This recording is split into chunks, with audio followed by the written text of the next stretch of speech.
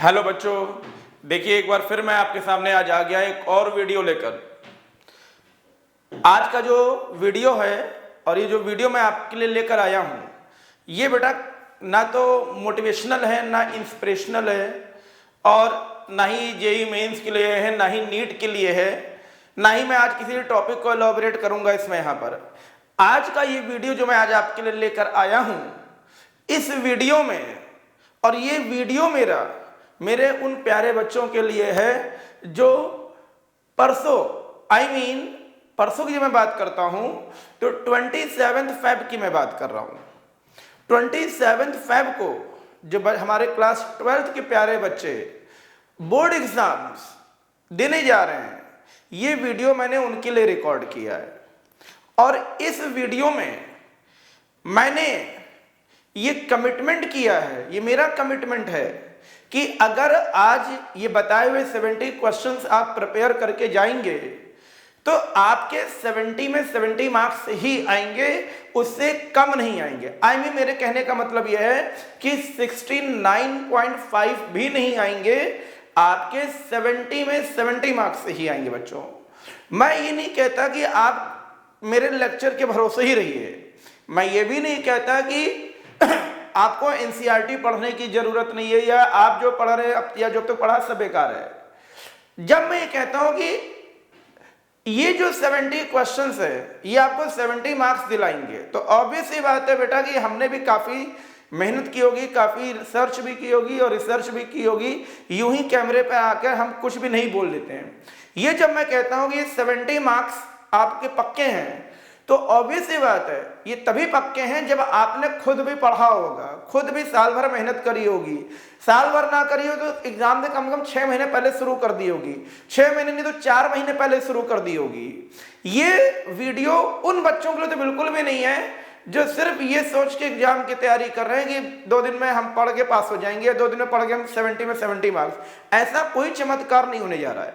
But हाँ, ये मैं जरूर बोलूंगा क्योंकि समय बहुत कम बचा हुआ है, मात्र 24 घंटे से भी कम का समय है, क्योंकि बाकी काम भी आपको करने हैं, बाकी भी एक्टिविटीज होती, बहुत सारी चीजें, सोना भी है, ठीक है, अपने माइंड को पीस और रिफ्रेश भी रखना है, इसमें सारी चीजें हैं, इसमें यहाँ पर अपनी डेली एक्टिविटी उसे भी कंप्लीट करना है। तो सब कुछ हटाने के बाद कुल मिलाकर आपके पास बेटा 24 घंटे ही बचते हैं। इस 24 घंटे में आपको पूरी केमिस्ट्री को रिवाइज करना, it is very difficult job. इसीलिए इन 24 घंटे में हम क्या पढ़ें, कैसे पढ़ें और कितना पढ़ें, इन्हीं चीज को ध्यान में रखकर मैंने आपके लिए ये वीडियो बेटा तैयार किया है। और ये मेरा प्रॉमिस है आपके लिए कि अगर आप ध्यान से इन 70 क्वेश्चंस को करके एग्जाम में जाते हैं तो यकीन मानिए आपके 70 में 69.5 भी नहीं आएंगे, आप 70 में 70 ही स्कोर करेंगे।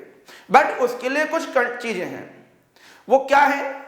पहली चीज, जो गलती अब तक आप करते आए हैं वो अब आप नहीं करेंगे, या आपको नहीं करनी होगी, क्योंकि बेटा ये जो एग्जाम है ये फाइनल एग्जाम है, इसमें रीटेक की कोई गुंजाइश नहीं है। इसलिए मेरा आप सभी बच्चों से सिर्फ और सिर्फ यही सुझाव है, यही सजेशन है कि बच्चों जो गलती हुई सो हुई, पास्ट में झांकने का कोई मतलब नहीं है। ये जो आपके पास 24 घंटे हैं, ये 24 घंटे अगर हमने लग के मेहनत कर ली तो यकीन मानिए आपकी मार्कशीट में एक सब्जेक्ट ऐसा भी होगा जिससे बाकी सब्जेक्ट हो सकता है जलन महसूस करे, या हो सकता है बाकी सब्जेक्ट भी सोचे कि मेरे ऐसे नंबर क्यों नहीं आए, या हो सकता है बाकी में भी वैसे आ जाएं। पर हाँ, मैं जरूर कहूंगा कि इन 70 मार्क्स को अचीव करने के लिए इन 70 क्वेश्चन को सॉल्व करना, इन 70 क्वेश्चंस को देखना, इनकी प्रैक्टिस करना मत भूलिएगा। मैं ये नहीं कहता कि क्वेश्चन ऐसे ही हो वो आपके पेपर में आ जाएंगे, बट मैं ये जरूर कहता हूं कि डिजिट चेंज हो सकती है, सीक्वेंस चेंज हो सकता है, पूछने का अप्रोच बदल सकता है, बट पेपर इन्हीं 70 क्वेश्चन पर ही बेस होगा। तो कुछ भी पढ़िए, कुछ भी लिखिए, कुछ भी करिए, मैं यही चाहता हूं कि बच्चों इन 70 क्वेश्चंस को जरूर आजमाइए। ठीक, अपने आप को तो बहुत आजमाया, एक बार हमको भी आजमाइए, हो सकता हो आपकी मार्कशीट की दशा और दिशा ही बदल जाए। हो सकता हो कि आप 70 में 50, 55, 65 पा रहे थे, 5-6 नंबर से आप 70 में 70 रुक जा रहे थे। यकीन मानिए इस वीडियो के बाद आपके 70 में 70 जरूर आएंगे। बात 70 में 70 की नहीं बेटा, बात होती है एग्जाम में साइकोलॉजिकल एडवांटेज की। आज की डेट में किसी भी तरह का एग्जाम हो या किसी भी तरह का कंपटीशन हो बेटा, सब कुछ डिपेंड इस पे करता है कि हम मानसिक रूप से कितने मजबूत हैं। मैं भी अपने बच्चों को हमेशा यही एडमायर करता हूं कि हम कैसे अपने आप को मेंटली स्ट्रांग करें। उसके लिए बेटा जरूरी ये नहीं कि हम पूरा का पूरा दूध पिए, हम उसकी क्रीम भी यूज कर सकते। हमें दूध से क्रीम निकालने के बारे में सोचना चाहिए। इसमें पूरा दूध पीने का बेटा समय नहीं है। मैं फिर से आपसे चीज बोलूंगा इसमें यहाँ पर कि ये जो 70 में 70 क्वेश्चंस है बच्चों, इसमें यहाँ पर अगर आपने ये अच्छे से किया तो जरूर आपके 70 में 70 मार्क्स आएंगे। बस हाँ, इसके पहले मैं आपसे एक चीज जरूर बोलूंगा जो कि मेरे पीछे इस स्क्रीन पर भी लिखी हुई है, इस भी सबको दिख भी रहा होगा कि इस 2 लाइनों को जरूर फॉलो करिएगा और जरा 2 मिनट के लिए शांत मन से आंखें बंद करके सोचिए। यही गलती आपने अब तक करी है जिसकी वजह से आप जो एक्सपेक्ट कर रहे हैं कहीं ना कहीं उससे पीछे रह जा रहे हैं।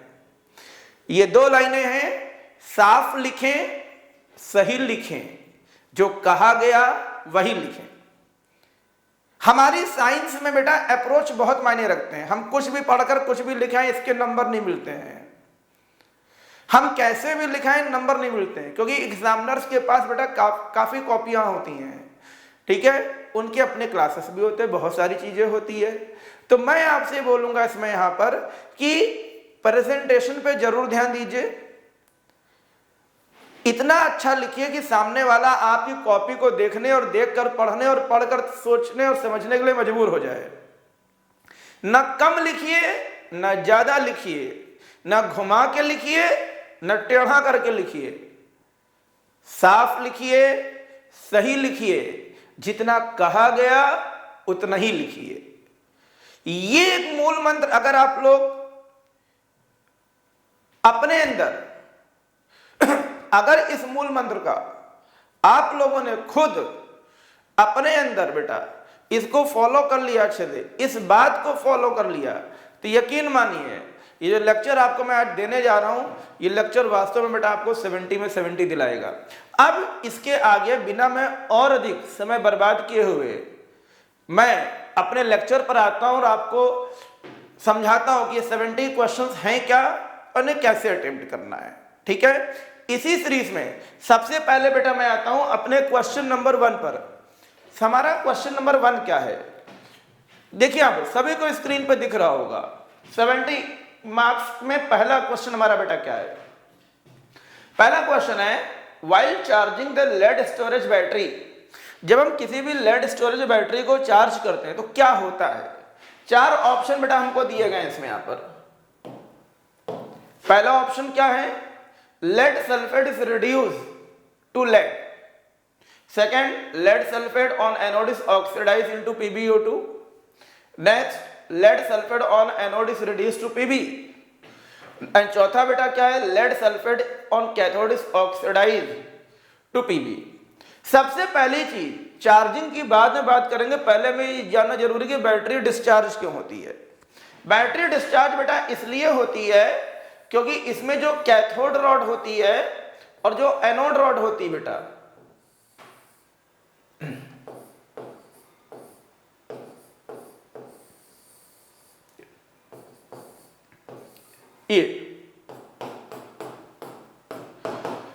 ये एनोड है, ये कैथोड, इनके चारों तरफ एक कोटिंग सी बन जाती है और ये कोटिंग बेटा किसी और की नहीं, ये कोटिंग होती है लेड सल्फेट की। ये कोटिंग बेटा होती है PbSO4 की। कोई भी वर्किंग बैटरी जब धीरे धीरे डिस्चार्ज होती है, उसका सिर्फ और सिर्फ एक ही रीजन है कि जो उसमें इंडिविजुअल कैथोड और एनोड है वो ग्रेजुअली कोटेड होते हैं वाइट और insoluble deposition of lead sulphate. जैसे ही कोटिंग कंप्लीट होती है बैटरी फुल्ली डिस्चार्ज हो जाती है और वो करंट सप्लाई करना बंद कर देती है। अब क्वेश्चन ये कि इसको वापस से चार्ज कैसे करें। तो चार्ज करने का एक ही तरीका बेटा, ये कोटिंग हटा दीजिए, ठीक है।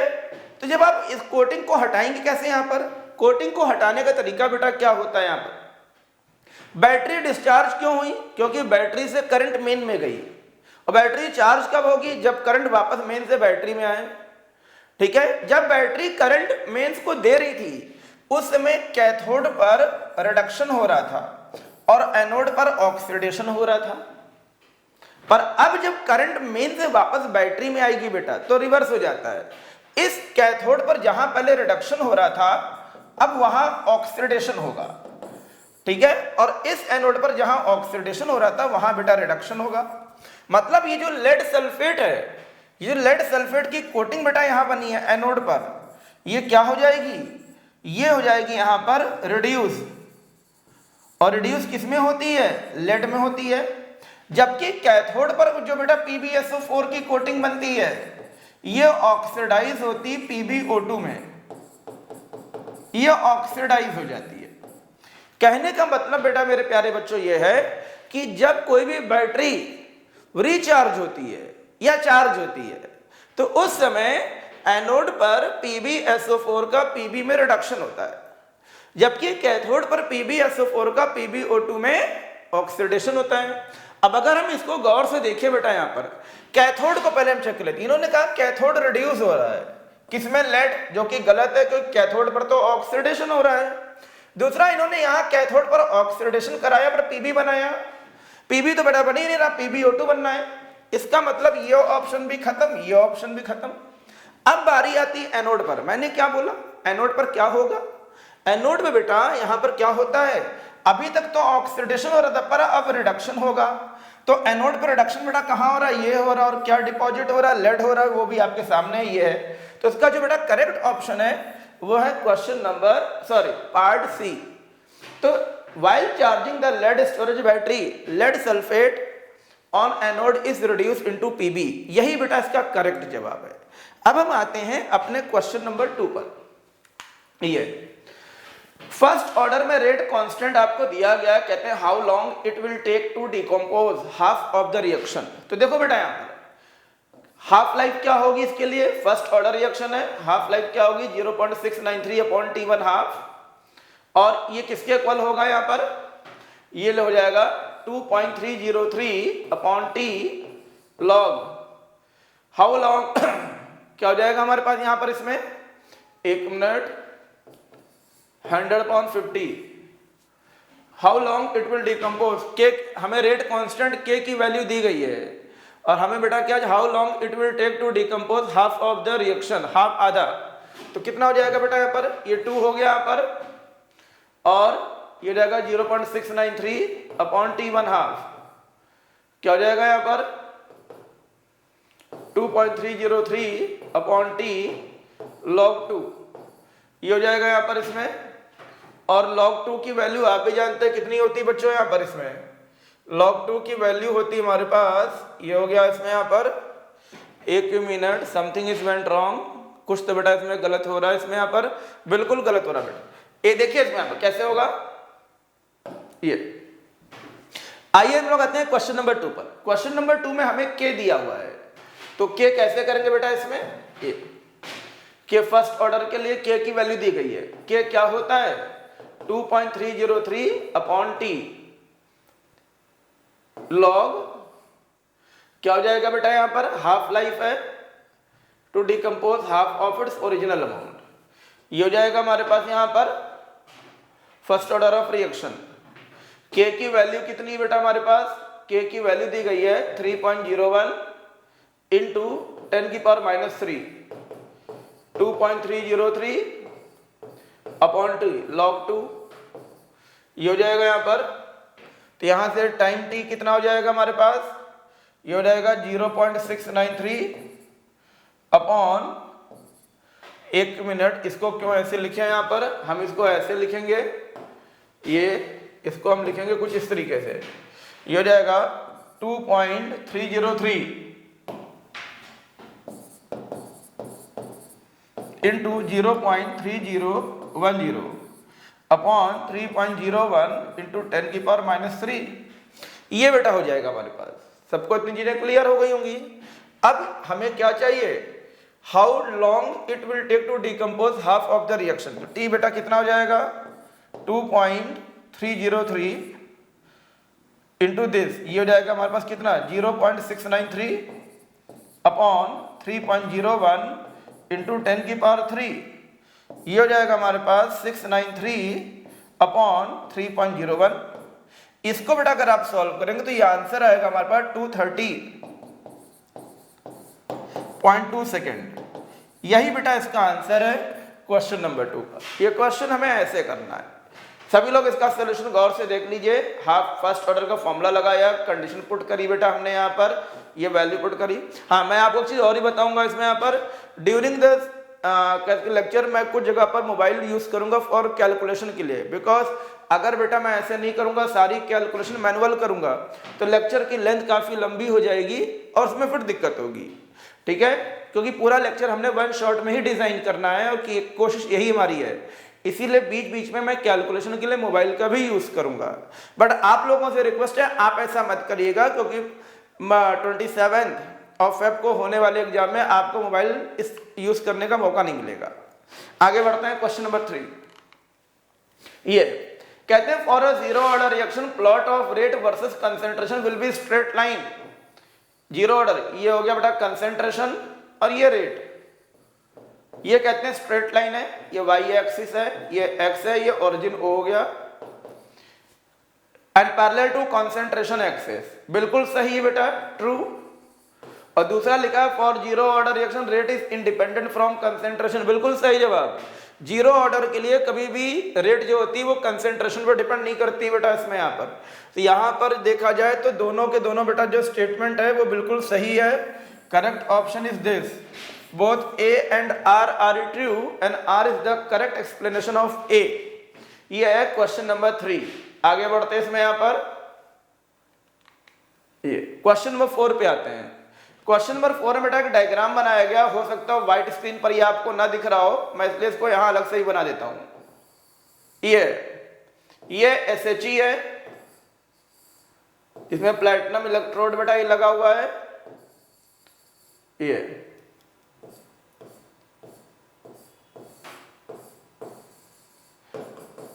और ये मैग्नीशियम रॉड है बेटा, Mg रॉड, ये मैग्नीशियम आयन है बेटा सॉल्यूशन। दोनों को एक सॉल्ट ब्रिज से कनेक्ट किया गया है।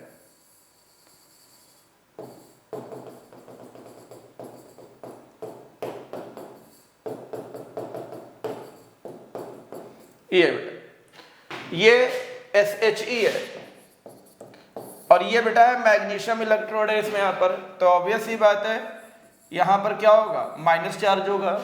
ये बीच में सॉल्ट ब्रिज कनेक्टेड है।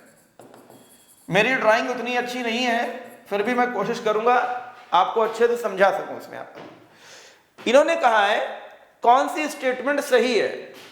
इन्होंने एक चीज और ही बेटा करी है, जो करंट पास करी है ये लगा हुआ है यहां पर, इन्होंने दिखाया है इलेक्ट्रॉन ऐसे फ्लो कर रहे हैं ये। अब इन्होंने कहा है reduction take place at magnesium electrode and oxidation at SHE। अगर आप गौर से देखो बेटा इसमें यहां पर, क्योंकि जो चार्ज का फ्लो है, देखिए अगर आप इस डायग्राम को गौर से देख रहे हैं तो चार्ज का फ्लो बेटा क्या हो रहा है, लेफ्ट टू राइट हो रहा है। और चार्ज का जो बेटा फ्लो होता है वो लोअर पोटेंशियल से हायर पोटेंशियल की तरफ होता है, जबकि करंट का फ्लो हमेशा हायर से लोअर की तरफ होता है। अगर इलेक्ट्रॉन का फ्लो लेफ्ट से एनोड की तरफ है, मतलब यहां जो इलेक्ट्रोड्स पे नेगेटिव चार्ज है, और अगर ये नेगेटिव चार्ज है तो ये बेटा एनोड होना चाहिए। और अगर ये एनोड है तो इलेक्ट्रोकेमिकल सेल के एनोड पर बेटा हमेशा ऑक्सीडेशन होता है। इसका मतलब मैग्नीशियम पर इलेक्ट्रोड पर क्या होना चाहिए, ऑक्सीडेशन। अगर मैग्नीशियम इलेक्ट्रोड पर ऑक्सीडेशन होगा तो ऑब्वियस ही बात है SHE पर रिडक्शन होगा। इन्होंने क्वेश्चन कहा है कौन सी स्टेटमेंट करेक्ट नहीं है। तो बेटा जो हमारी पहली स्टेटमेंट लिखी गई है ये करेक्ट नहीं है, क्योंकि इसमें लिखा हुआ है मैग्नीशियम इलेक्ट्रोड पर रिडक्शन हो रहा है। जबकि SHE पर ऑक्सीडेशन हो रहा है। अगर आप लोग गौर से देखिए इसको यहां पर, तो आपको खुद भी दिख रहा होगा कि मैग्नीशियम इलेक्ट्रोड पर ऑक्सीडेशन हो रहा है, तभी तो यहां नेगेटिव चार्ज है, और SHE पर रिडक्शन हो रहा है, तभी बेटा वहां पॉजिटिव चार्ज है। इलेक्ट्रॉन हमेशा माइनस से प्लस की तरफ जाते हैं, जबकि करंट हमेशा प्लस से बेटा माइनस की तरफ आ रही है। और इलेक्ट्रोकेमिकल सेल में जहां माइनस पोल होता है या टर्मिनल होता है उसे एनोड कहते हैं, और एनोड पर हमेशा ऑक्सीडेशन होता है, इसीलिए एनोड को सेल का ऑक्सीडाइजिंग एजेंट भी बच्चों कहते हैं। तो इस क्वेश्चन में जो ऑप्शन 1 है वो इनकरेक्ट है, बाकी बेटा सभी करेक्ट है। इसके बाद हम आते हैं क्वेश्चन नंबर 5। ये है क्वेश्चन नंबर 5 में बेटा मैं ग्राफ में पहले इसको बना देता हूं, क्योंकि पिछली बार का जो मेरा फीडबैक है उसमें यह कि बच्चों को दिखता नहीं है। ये टेम्परेचर दिया हुआ है और ये वेपर प्रेशर है बच्चों। इसमें 4 ग्राफ दिए गए, ये ऐसे, ये A है, ये B है, ये C है, ये D है। कहते हैं the given graph show the vapour pressure temperature curve. अब इसमें बताना है सही ऑर्डर क्या है। तो बेटा एक चीज याद कर लो यहां पे सभी लोग, vapour pressure is inversely proportional to intermolecular force. ये रिलेशन सभी लोग याद कर लीजिए। अट्रैक्शन, इंटरमॉलिक्यूलर इंटरेक्शन जितना ज्यादा होगा, इंटरमॉलिक्यूलर इंटरेक्शन जितना ज्यादा होगा वेपर प्रेशर उतना ही कम होगा, और इंटरमॉलिक्यूलर इंटरेक्शन जितना कम होगा वेपर प्रेशर उतना ही ज्यादा होगा। अब इन्होंने कहा है ABCD, इन्होंने ये बेटा कहा है कि A यहां पर क्या है, डाइथाइल ईथर है, B एसीटोन है, C इथाइल अल्कोहल है, और D वाटर है। अब हमको इसको अरेंज करना, कैसे अरेंज करें बताइए, यहां पर सभी लोग देख के बताइए। अगर आप लोग थोड़ा दिमाग लगा रहे हैं तो देखिए यहां पर सबसे ज्यादा जो इंटरमॉलिक्यूलर फोर्स होता है बेटा वो वाटर में होता है। अगर वाटर में इंटरमॉलिक्यूलर फोर्स सबसे ज्यादा होगा तो वेपर प्रेशर सबसे कम होगा। दूसरी बात, उसके बाद नंबर आता है अल्कोहल का, उसके बाद नंबर आता है एसीटोन का, और इंटरमॉलिक्यूलर फोर्स अगर बेटा कहीं नहीं होता है तो वो ईथर है। तो अगर देखा जाए इसमें यहां पर तो ग्राफ में यहां पर, तो यहां पर जो करेक्ट ऑप्शन होगा बेटा वो ये है, ए हमारा डाइथाइल ईथर होना चाहिए क्योंकि सबसे ज्यादा वेपर प्रेशर इसी का ही है। बी हमारा एसीटोन होना चाहिए क्योंकि इससे कम हाइड्रोजन बॉन्डिंग होगी। सी अल्कोहल होगा और डी वाटर होगा। सबसे ज्यादा इंटरमॉलिक्यूलर फोर्स बेटा जो होते हैं वो वाटर में होते हैं, इसीलिए इसका वेपर प्रेशर सबसे कम होगा। आई होप सबको समझ में आया होगा and the correct option is A. इसी तरह हम आते हैं अगले क्वेश्चन पर। Attempt the following. Molar conductivity of substance A दिया हुआ है और बी कहते हैं कि इसमें से कौन which of two is most likely to be copper metal and Y. आप सभी जानते हैं और सबने क्लास 10 में पढ़ा कि कॉपर और सिल्वर जो होते हैं बेटा बेस्ट कंडक्टर होते हैं। One of the best conductor of electricity अगर बेटा कोई है तो वो कॉपर और सिल्वर है। अब अगर हम ऑप्शन ए को देखें और बी को देखें तो बी में जो मोलर कंडक्टिविटी है वो ए के कंपैरिजन में बहुत कम है। ठीक है, इसका मतलब जो सब्सटेंस ए है ये कॉपर को बिलोंग करेगा। Substance A will belongs to copper. समझ में आता है कि नहीं सबको? यहां पर आगे बढ़ते हैं क्वेश्चन नंबर बी पार्ट पर। What is the quantity of electricity in coulombs required to produce 4.8 gram of magnesium from molten magnesium chloride? कैसे होगा देखो बच्चों, समझो यहां पर। सबसे पहले मैग्नीशियम क्लोराइड को ब्रेक करेंगे हम किसमें? Magnesium ion and chloride ion.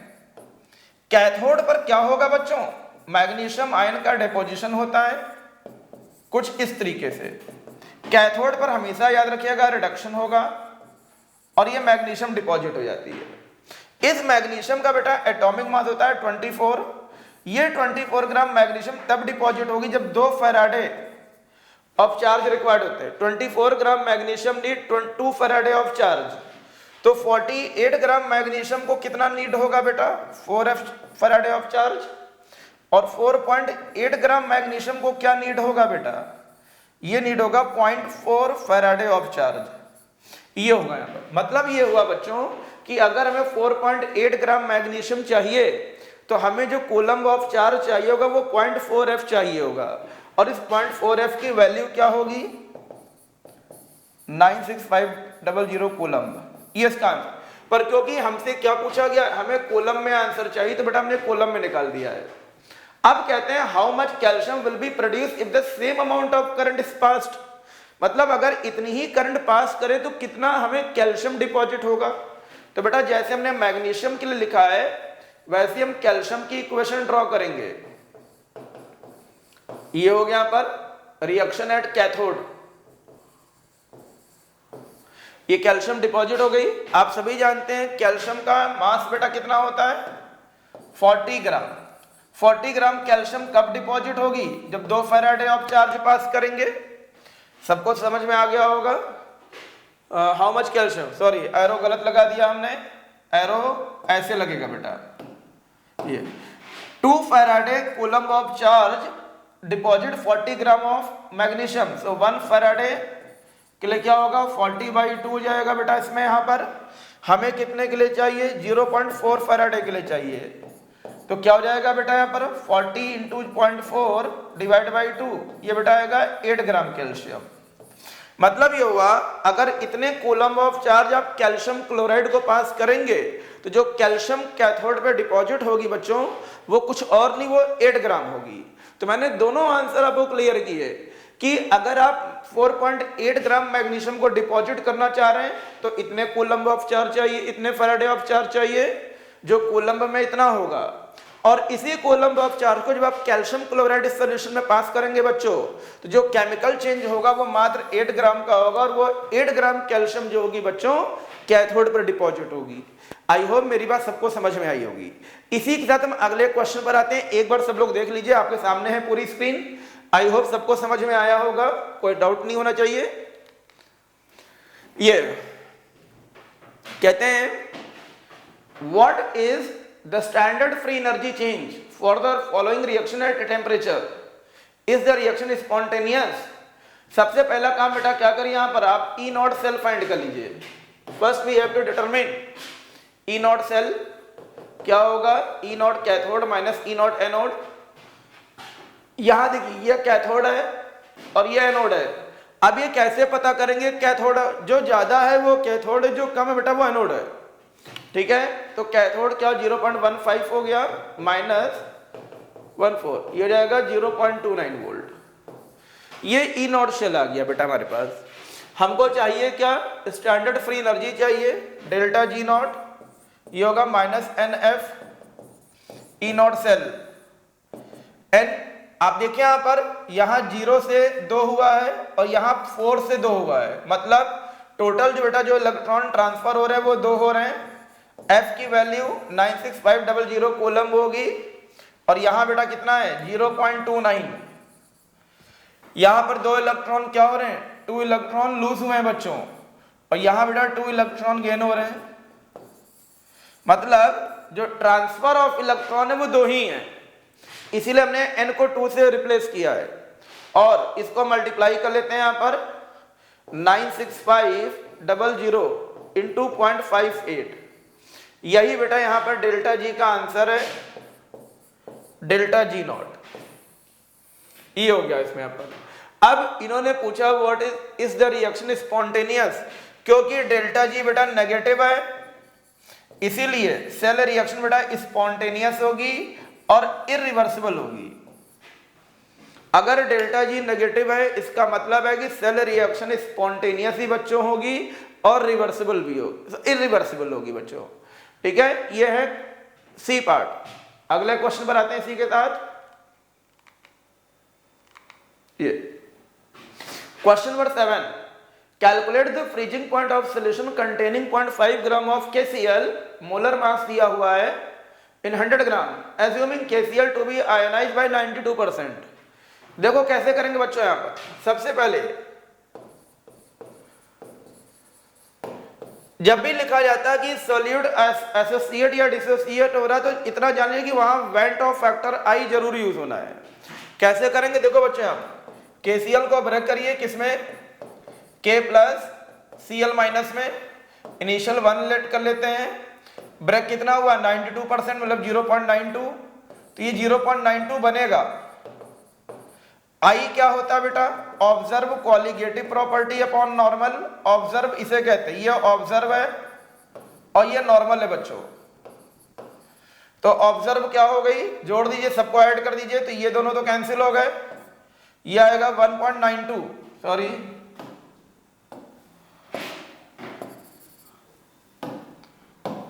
ये आ गया 1.92 अपॉन 1, तो आई की वैल्यू बेटा आ गई 1.92। अब हमें आई तो मालूम हो गया, हमको चाहिए डेल्टा टी एफ, क्या होगा, आई इंटू के F into weight of solute upon molecular mass of solute into weight of solvent, ये हो जाएगा बेटा इसमें। इसको आगे सॉल्व करेंगे, आई की वैल्यू बेटा 1.92, के एफ आपको दिया हुआ 1.86, पानी के लिए फिक्स होता है, सॉल्यूट का मास बेटा 1.5 ग्राम, ये हो गया यहाँ पर, मॉलिक्यूलर मास ऑफ सॉल्यूट है 74.5 इंटू, और वेट ऑफ सॉल्वेंट बेटा दिया हुआ कितना, 100 ग्राम। ये इसको कैंसिल करते हैं, क्या बचेगा हमारे पास, डेल्टा टी एफ ये बेटा आएगा 1.92 इंटू 1.86, ये आएगा हमारे पास 74.5, ये बेटा आएगा इसमें। इसको आप सॉल्व करेंगे लगभग 0.24 आएगा बेटा इसमें, इसको आप करेंगे इतना ही आएगा। डेल्टा टी एफ क्या होता है, फ्रीजिंग पॉइंट ऑफ सॉल्वेंट जो कि minus freezing point of solution, तो टी एफ बेटा क्या होगा 273 माइनस 0.24, टी एफ हमारे पास आएगा बेटा यहां पर, एक मिनट, हाँ ये आएगा हमारे पास 272.76 केल्विन। तो देखिए आप, हम लोग अक्सर पढ़ते हैं कि जब भी हम किसी भी नॉन वोलेटाइल सोल्यूट को ऐड करेंगे किसी भी सॉल्वेंट में, तो जो सोल्यूशन बनता है उसका बॉइलिंग पॉइंट तो एलिवेट करता है with respect to pure solvent, पर उसी सॉल्यूशन का जो फ्रीजिंग पॉइंट बेटा होता है वो डिप्रेस कर जाता है। तो आप खुद देखिए सॉल्यूशन का फ्रीजिंग पॉइंट सॉल्वेंट के कंपैरिजन में डिक्रीज हो गया है, सबको दिख रहा होगा। इन्होंने यही पूछा calculate the freezing point of solution, ये बेटा इसका आंसर है। इस तरीके से क्वेश्चन करना था, एक बार सब लोग इसको फिर से देख लीजिए, अगर कहीं किसी को कोई समस्या हो तो मुझे लगता है कि आप नीचे हमारे जो कमेंट बॉक्स है उसमें जरूर लिखिए, हम इसको लगातार वॉच भी करेंगे, अगर कोई रिमार्क आता है तो हम आपको उसका सॉल्यूशन जरूर प्रोवाइड करेंगे। नेक्स्ट क्वेश्चन नंबर 8 पार्ट है, ये सेल दिया गया, ईएमएफ दिया गया, सेल का सेल रिएक्शन दी गई आपको, कहते हैं calculate the hydrogen ion concentration of the solution at cathode where hydrogen is being produce. Hydrogen produce हो रही है बेटा, मतलब कि ऑब्वियस ही बात है रिडक्शन हो रहा है इसका, SHE किस पर है, कैथोड पर है। हाइड्रोजन प्रोड्यूस तभी हो सकती है जब SHE कैथोड पर हो, अदरवाइज अगर वो बेटा एनोड पर है तो हाइड्रोजन का कंजम्पशन हो सकता है, प्रोडक्शन नहीं हो सकता है। हमको चाहिए क्या, हाइड्रोजन आयन कंसेंट्रेशन। कैसे करेंगे, देखो पहला काम तो सेल इक्वेशन लिखेंगे हम, ये Fe2+ बन गया बच्चों,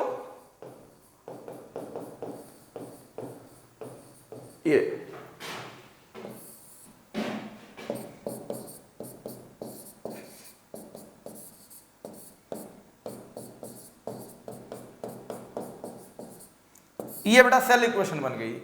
अब अगर आप देखिए तो यहां पर n की वैल्यू 2 हो गई, अब यहां से E सेल क्या हो जाएगा, E naught cell minus 0.059/2 log क्या हो जाएगा यहाँ पर, concentration of Fe2+ upon concentration of hydrogen r⁻²। E cell कितना होगा हमें दिया हुआ 0.1745, ई नॉट सेल क्या होगा, कैथोड माइनस एनोड, ये तो 0 होता है और उसका आपको इतना दिया हुआ, ये बेटा आएगा 0 minus 0.44, 0.059/2 log ferrous and consent 0.1 दी गई बच्चों अपॉन x², ये हो गया बच्चों यहाँ पर। इसमें ये क्या हो जाएगा यहाँ पर 0.059/2 लॉग 0.1 अपॉन एक्स स्क्वायर इस इक्वल टू बेटा ये हो जाएगा हमारे पास 0.44 माइनस 0.1745। अब अगर हम इसको बेटा सॉल्व करते हैं यहां पर,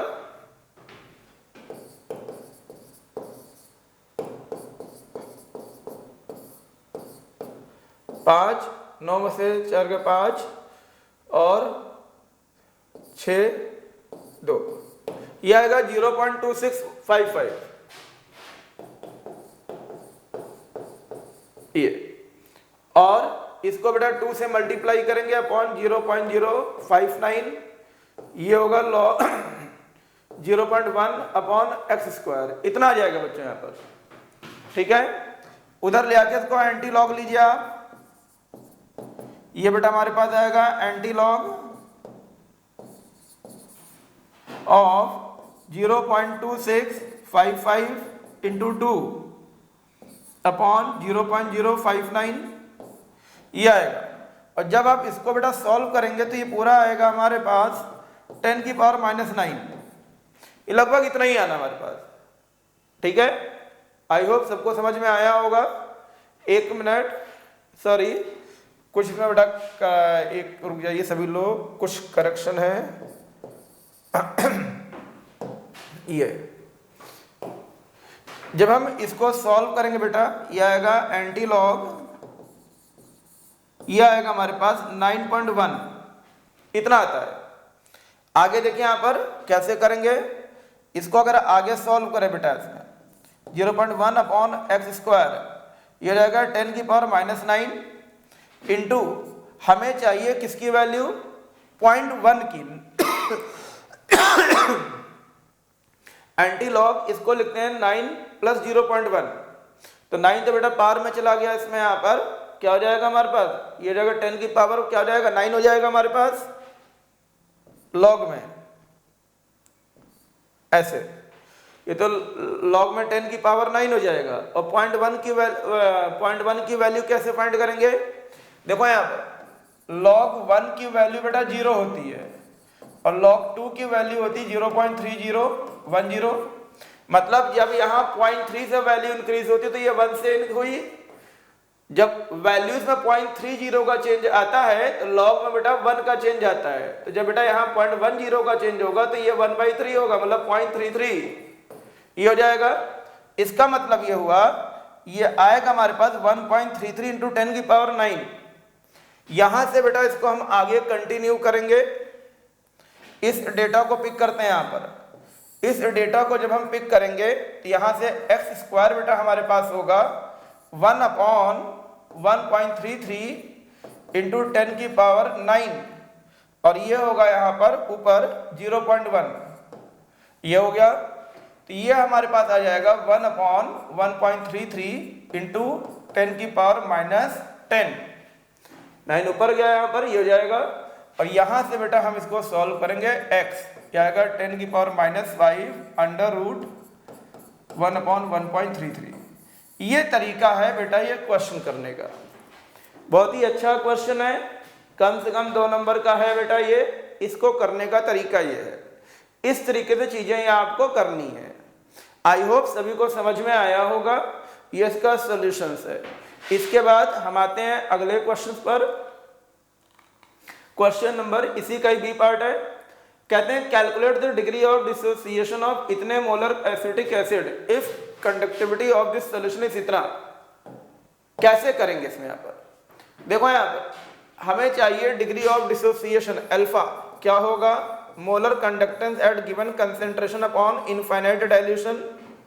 ये बेटा क्या होगा, ये होगा K into 1000 by m upon ये क्या होगा बेटा, ये होगा conductance of acetate ion upon H plus ion. ये बेटा हमारे पास होगा K कितना है 8 इंटू 10 की पावर -5 इंटू 1000। मोलैरिटी कितनी है 0.024, और इन दोनों का सम बेटा आएगा कितना 349.6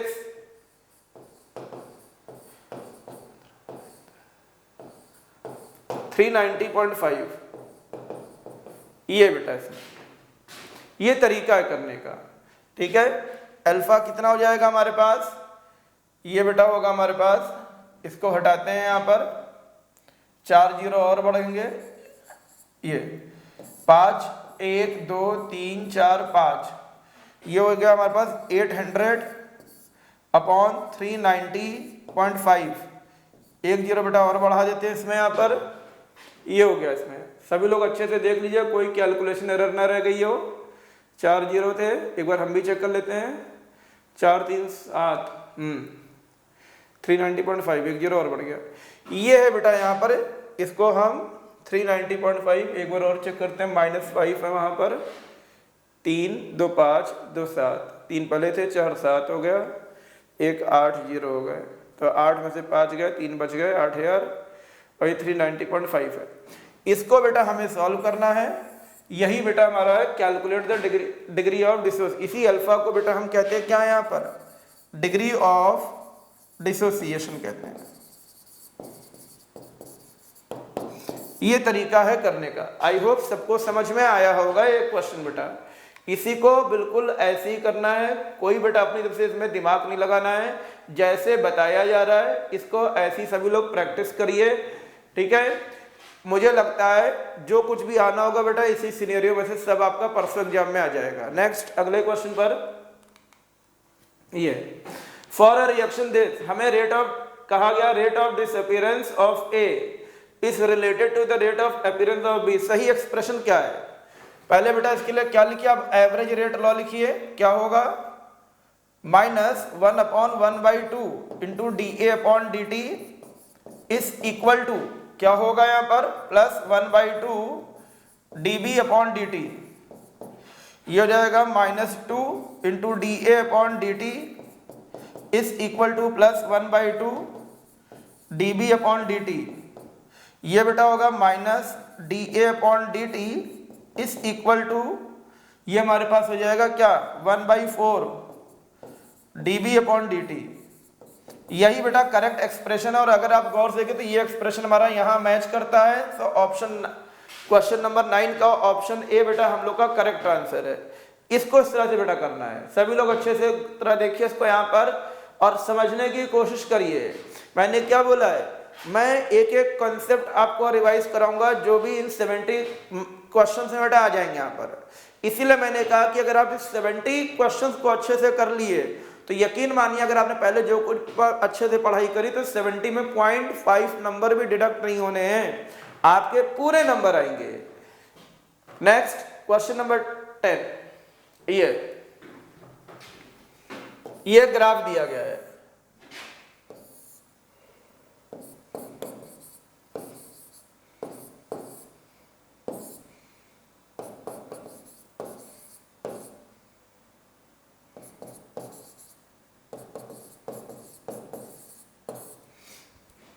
ये टाइम टी है। कहते हैं predict the order of reaction from the given graph. सबसे पहले तो आपको ये पहचानना होगा ये ग्राफ किस ऑर्डर का है। तो मेरे प्यारे बच्चों ये ग्राफ हम लोग का फर्स्ट ऑर्डर रिएक्शन का है। ये फर्स्ट ऑर्डर रिएक्शन का ग्राफ है। कहते हैं what does the slope of line, slope of line m क्या इंडिकेट कर रहा है बेटा, यहाँ पर ये इंडिकेट करता है -k/2.303। ये बेटा इंडिकेट करता है, क्योंकि डिक्लाइन करा तो ऑब्वियस ही बात है माइनस में ही होगा। इंटरसेप्शन सी क्या है बेटा इसमें यहाँ पर, तो वो है बेटा IN/ln/r0। ठीक है, वो इंटरसेप्शन सी हो जाता है इसमें यहाँ पर। ये तीन चीजें बहुत केमिकल काइनेटिक्स में इस तरह के क्वेश्चन बेटा बहुत ही कॉमन है, चाहे आपके MCQ में आए, एजर्शन रीजन में आए, कैसे भी आए, बहुत ही कॉमन क्वेश्चन है, इसको जरूर करके जाइएगा सभी लोग। इसके बाद क्वेश्चन नंबर 11 पर आते हैं बच्चों। बहुत ही अच्छा क्वेश्चन है सॉल्यूशन चैप्टर का। Phenol associates in benzene to a certain extent to form a dimer. A solution containing इतने ग्राम ऑफ फिनॉल इन इतने kg of benzene has its freezing point lowered by इतने kelvin. Calculate the fraction of phenol that has dimerized. कैसे करेंगे बच्चों, देखिए आप सबसे पहली चीज हम करेंगे क्या बेटा, यहाँ पर फ्रीजिंग पॉइंट का फॉर्मूला अप्लाई करिए। Delta TF is equal, dimer बना रहा है ये, associate in certain to form a dimer, क्या हो जाएगा यहाँ पर आई पहले तो हम इसका मॉलिक्यूलर मास फाइंड कर लेते हैं। डेल्टा डी एफ क्या हो जाएगा 0.69 आपको दिया हुआ है 0.69 ये हो गया यहां पर। आगे डेल्टा टी एफ 0.69 ये हमको दिया हुआ बेटा। के एफ कितना है 5.1, वेट ऑफ सल्यूट है 20 into 1000। Molecular mass of solute वो बेटा हम फाइंड कर लेते हैं फिनॉल के लिए, इंटू वेट ऑफ सॉल्वेंट है 1 kg 1000 ग्राम। ये कैंसिल हो गया हमारे पास यहां पर। ये बेटा हमारा मॉलिक्यूलर मास ऑफ फिनॉल कितना आएगा 102 डिवाइड बाय 0.69, ठीक है। इसको हम 0.7 कर लेते हैं।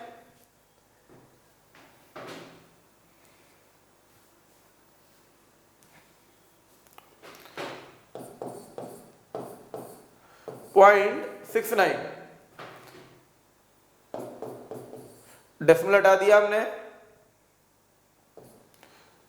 169 33 4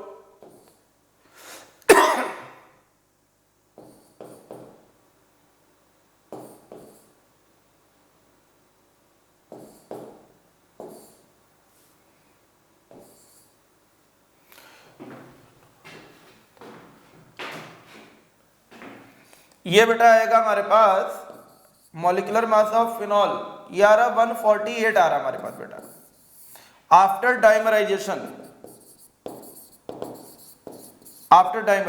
तो ये क्या हो गया हमारे पास आ गया यहाँ पर। अब हम went of factor I use करेंगे। आई क्या होता है observe colligative property upon normal colligative property, और ये होता है normal molecular mass upon observe तो क्या हो जाएगा नॉर्मल बेटा होता है 94 और ये कितना दिया हुआ है यहाँ पर 148। फिनॉल का कितना होगा C6H5OH। इसको बेटा अगर हम सॉल्व करें यहाँ पर तो 72 प्लस 16 प्लस 6 78 और ये आएगा 94 अपॉन 148। ये हमारे पास आई आ गया। अब अगर हम फिनॉल के लिए बेटा यहाँ एक्सप्रेशन लिखे यहाँ पर क्योंकि डाइमर बना रहा है तो एक्सप्रेशन क्या होगा यहाँ पर C6H5OH होल ट्वाइस।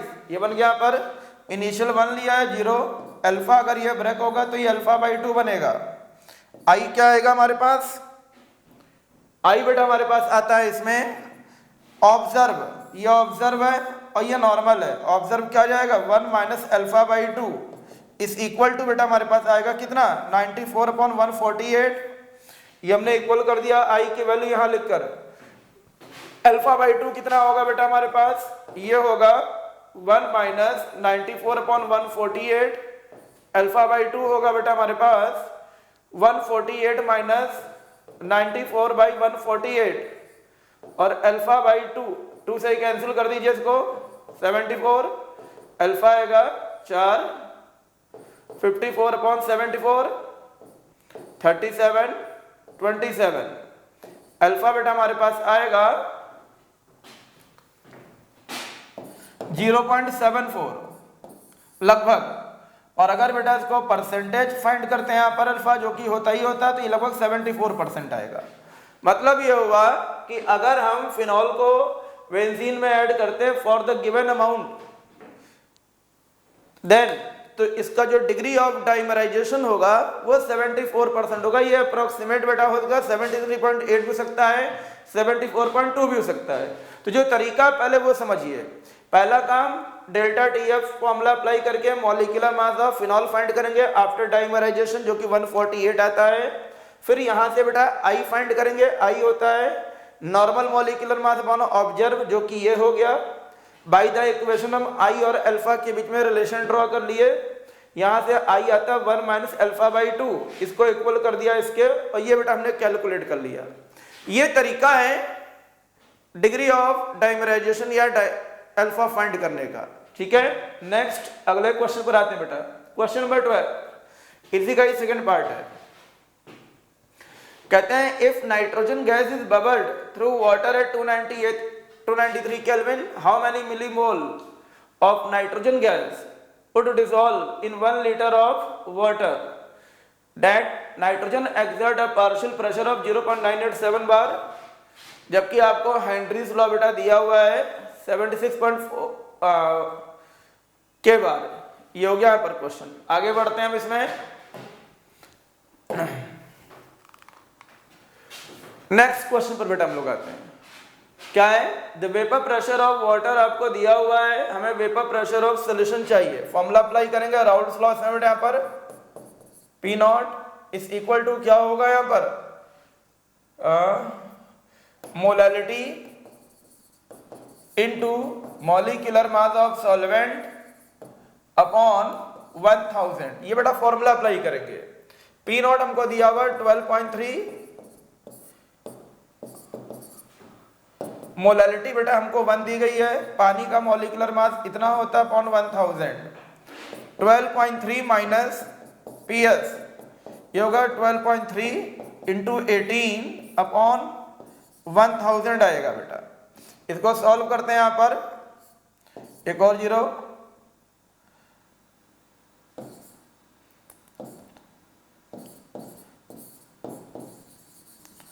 ये आएगा 0.22 आएगा बेटा। यहां से वेपर प्रेशर ऑफ सॉल्यूशन कितना आएगा 12.08 आएगा केपीए। यही बेटा इसका आंसर है। ये क्वेश्चन ऐसे होना है जो कि हमने कॉलिगेटिव प्रॉपर्टी बेटा राउल्स लॉ की यूज करी है। सभी लोग इन क्वेश्चन को अच्छे से देखिए और समझिए।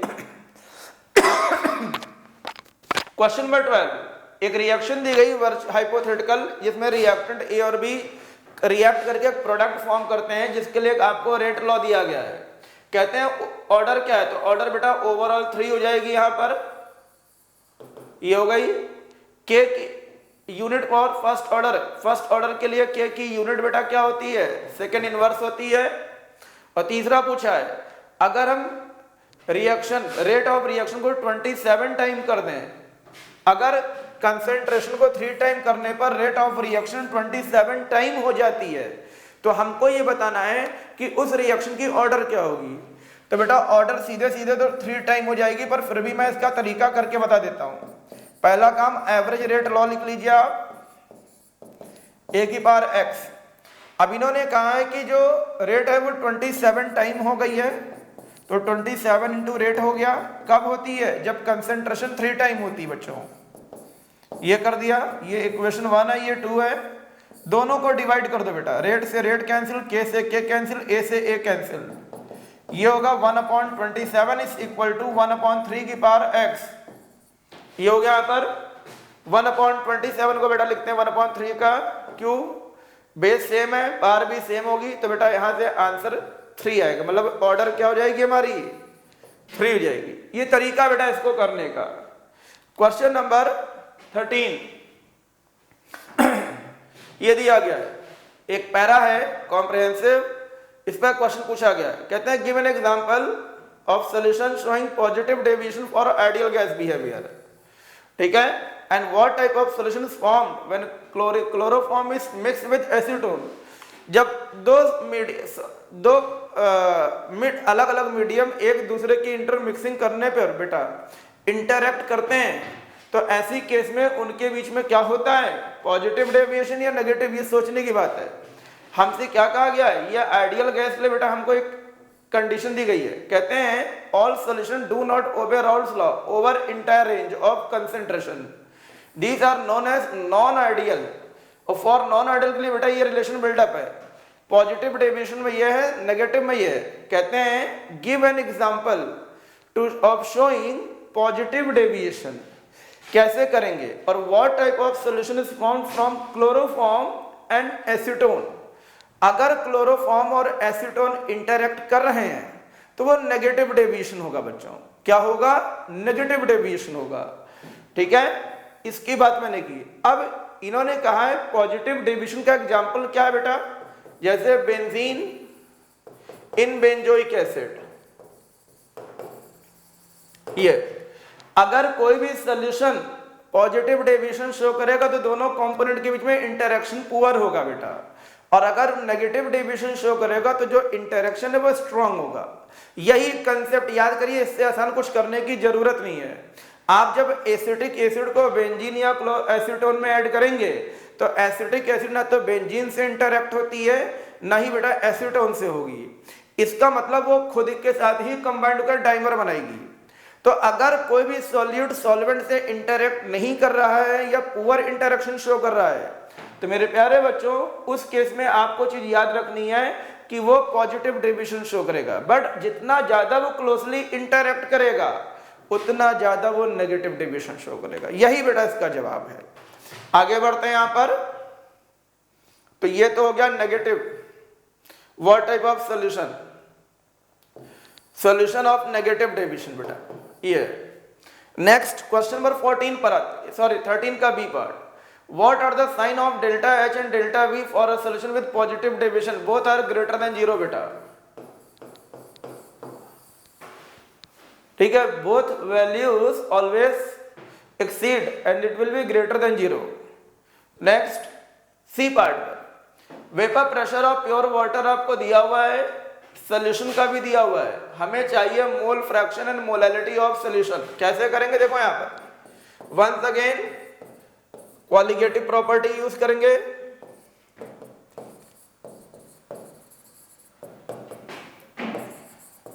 एक ही रिलेशन से बेटा सारे क्वेश्चन हो जाएंगे। अपॉन 1000 ये हो गया। पी नोट बेटा हमको दिया हुआ 760 माइनस 750 अपॉन 760। इसको बेटा करेंगे तो ये आ गया 10 अपॉन 760। उसको आगे सॉल्व करेंगे तो ये आएगा 1/76। ये आ गया मोल फ्रैक्शन ऑफ सोल्यूट। इसको इक्वल करेंगे, मोलैलिटी फाइंड करनी है बेटा हमें। तो molality molecular mass of solvent 18 हो जाएगा अपॉन 1000। तो यहां से पहली चीज mole fraction of solute find करते हैं। 1/76 कितना होगा? यहां देखिए डेसिमल 0 0 0 76 इंटू 176 आ गया हमारे पास। बचा कितना 24। ये 3 टाइम बेटा और डिवाइड हो जाएगा। ये आ गया मोल फ्रैक्शन ऑफ क्या? सोल्यूट। पहले पार्ट का आंसर। अब दूसरा पार्ट हमें क्या चाहिए? मोलैलिटी। कैसे करेंगे देखो यहां पर। इस पार्ट को बेटा सॉल्व करते हैं हम लोग। कैसे करेंगे? मोल फ्रैक्शन ऑफ सोल्यूट कितना? 1/76 मोलैलिटी इंटू 18 अपॉन 1000। यहां से बेटा क्या हो जाएगा हमारे पास? मोलैलिटी हो जाएगी हमारे पास 1000 अपॉन 76 इंटू 18। ये है बेटा इसका आंसर। इसको आप सॉल्व कर लीजिए, यही इसका आंसर है। इसको वैसे आप करेंगे तो इसकी वैल्यू बेटा 1 से लेस आएगी। आइए करके देख भी लेते हैं हम। मोलैलिटी 1000 अपॉन 186,108 होता है। 10 बचा 18,7,126 मतलब 136 हो गया। जैसा कि मैंने कहा था इसको डिवाइड कर लीजिए बेटा। इसको यहाँ पर लगभग 0.7 समथिंग इसका आंसर आएगा बेटा यहाँ पर। ठीक है, ये तरीका है इस क्वेश्चन को अटेम्प्ट करने का। आई होप सबको क्लियर होगा। नेक्स्ट क्वेश्चन बेटा हम लोग आते हैं। क्वेश्चन नंबर 14 है। 14 में कहा गया है कि हाइड्रोकार्बन का डिकम्पोजिशन किया गया है एज पर द इक्वेशन। अगर आप इस इक्वेशन को गौर से देखिए तो ये इक्वेशन बेटा कुछ और नहीं, आर्हेनियस इक्वेशन है जो कि कुछ इस तरीके से होती है। ये k is equal to a into e की power minus E a upon R T. यहां तक अगर हम कंपेयर करेंगे तो minus E a upon R बेटा होगा कितना? माइनस 28,000। ये हो जाएगा यहाँ पर। इसको बेटा कैंसिल करते हैं। ई ए हमारे पास आएगा 28,000 इंटू आर। ये होगा 28,000 इंटू 8.314। इसको बेटा आगे सॉल्व करते हैं। ये जो आंसर आएगा बेटा ये जूल में है, पर अगर हम अपना आंसर देखें तो ये किलो जूल में आ रहा है। इसका मतलब हमें इसको बेटा क्या करना होगा? किलो जूल के लिए डिवाइड बाई 1000 भी करना होगा। और जब बेटा इसको आप सॉर्ट आउट करेंगे आगे तो यह आएगा 28 इंटू 8.314 किलो जूल पर मोल। और इसको सिंप्लीफाई करने पर बेटा ये आंसर लगभग इतना आएगा आपका 232.79 किलो जूल पर मोल। ये तरीका है इस तरह के क्वेश्चन को अटेम्प्ट करने का। नेक्स्ट, अब हम आते हैं क्वेश्चन नंबर 15 पर। क्वेश्चन नंबर 15 में बेटा हमसे कहा गया है कि दो स्टेटमेंट दी गई, बताना सही आंसर क्या है। तो होता बेटा क्या है, जैसा कि पहला लिखा है, pressure exerted by a liquid at given temperature is called its vapour pressure. बिल्कुल सही है। जब आप किसी भी लिक्विड को किसी क्लोज कंटेनर में बॉईल करते हैं तो लिक्विड और वेपर के बीच में बेटा इक्विलिब्रियम बनती है और दोनों ही एक दूसरे पर प्रेशर बिल्डअप करते हैं। तो ऐसे केस में लिक्विड की तरफ से वेपर पे जो भी प्रेशर या वेपर की तरफ से लिक्विड की सरफेस पर जो भी प्रेशर बिल्डअप होता है उसे हम बेटा उनका वेपर प्रेशर कहते हैं। तो एजर्शन ए बेटा ट्रू है। जबकि अगर हम रीजन आर की बात करते हैं बेटा यहाँ पर, तो रीजन आर गलत है, क्योंकि किसी भी नॉन वोलेटाइल सॉल्यूट को वोलेटाइल सॉल्वेंट में ऐड करने पर बनने वाले सॉल्यूशन का वेपर प्रेशर करस्पॉन्डिंग सॉल्वेंट के वेपर प्रेशर से कम होता है, ज्यादा नहीं होता है, जबकि इसमें लिखा है ज्यादा होता है। तो जो बेटा करेक्ट ऑप्शन होगा वो सी होगा, जहां पर ए सही है और बी गलत, आर गलत है बेटा। नेक्स्ट क्वेश्चन नंबर 16 पर आते हैं। कहते हैं how much electricity in terms of Faraday is required. समझो बेटा, यहाँ पर कैल्शियम क्लोराइड को जब आप ब्रेक करेंगे, ये कैल्शियम और क्लोराइड में ब्रेक होता है। कैथोड पर कैल्शियम आयन का रिडक्शन होगा। कैल्शियम का एटॉमिक मास 40 होता है, मतलब 40 ग्राम कैल्शियम डिपॉजिट होगी जब 2 फैराडे ऑफ चार्ज पास होगा। तो इसका मतलब ये होगा कि 20 ग्राम कैल्शियम तभी डिपॉजिट होगी जब 1 फैराडे ऑफ चार्ज। इसका मतलब ये हो गया 20 ग्राम कैल्शियम के लिए में 1 फैराडे कूलम्ब ऑफ चार्ज बेटा रिक्वायर्ड होगा। इसी तरह हम Al2O3 को ब्रेक करते हैं बेटा, किसमें ब्रेक करेंगे, यहाँ पर एल्यूमिनियम और ऑक्साइड आयन में। कैथोड पर एल्यूमिनियम आयन का डिपोजिशन रिडक्शन होता है और एल्यूमिनियम डिपॉजिट होती है। 1 मोल एल्यूमिनियम का एटॉमिक मास बेटा 27 ग्राम होता है, जो कि तभी डिपॉजिट होगी जब 3 फैराडे कूलम्ब ऑफ चार्ज पास करेंगे। तो 40 के लिए बेटा कितना होगा, ये होगा 4.4 Faraday coulomb of charge. Next आगे बढ़ते हैं बी पार्ट पर।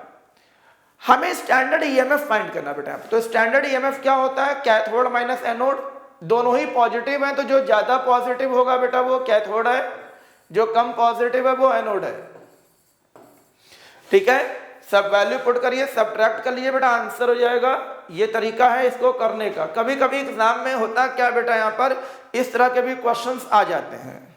नेक्स्ट 17th के ए में आते हैं। लिखा हुआ है आपको इक्विवेलेंट कंडक्टेंस बेटा दी गई है। कंडक्टेंस एट गिवन कंसेंट्रेशन दिया हुआ है, कंडक्टेंस एट इनफाइनाइट डाइल्यूशन दी गई है। ये बेटा दिया गया हमको, यहाँ पर हमको कंसेंट्रेशन मतलब दी गई बेटा, यहाँ पर इसमें सी भी दिया गया है। हमको अल्फा चाहिए और के ए बेटा चाहिए।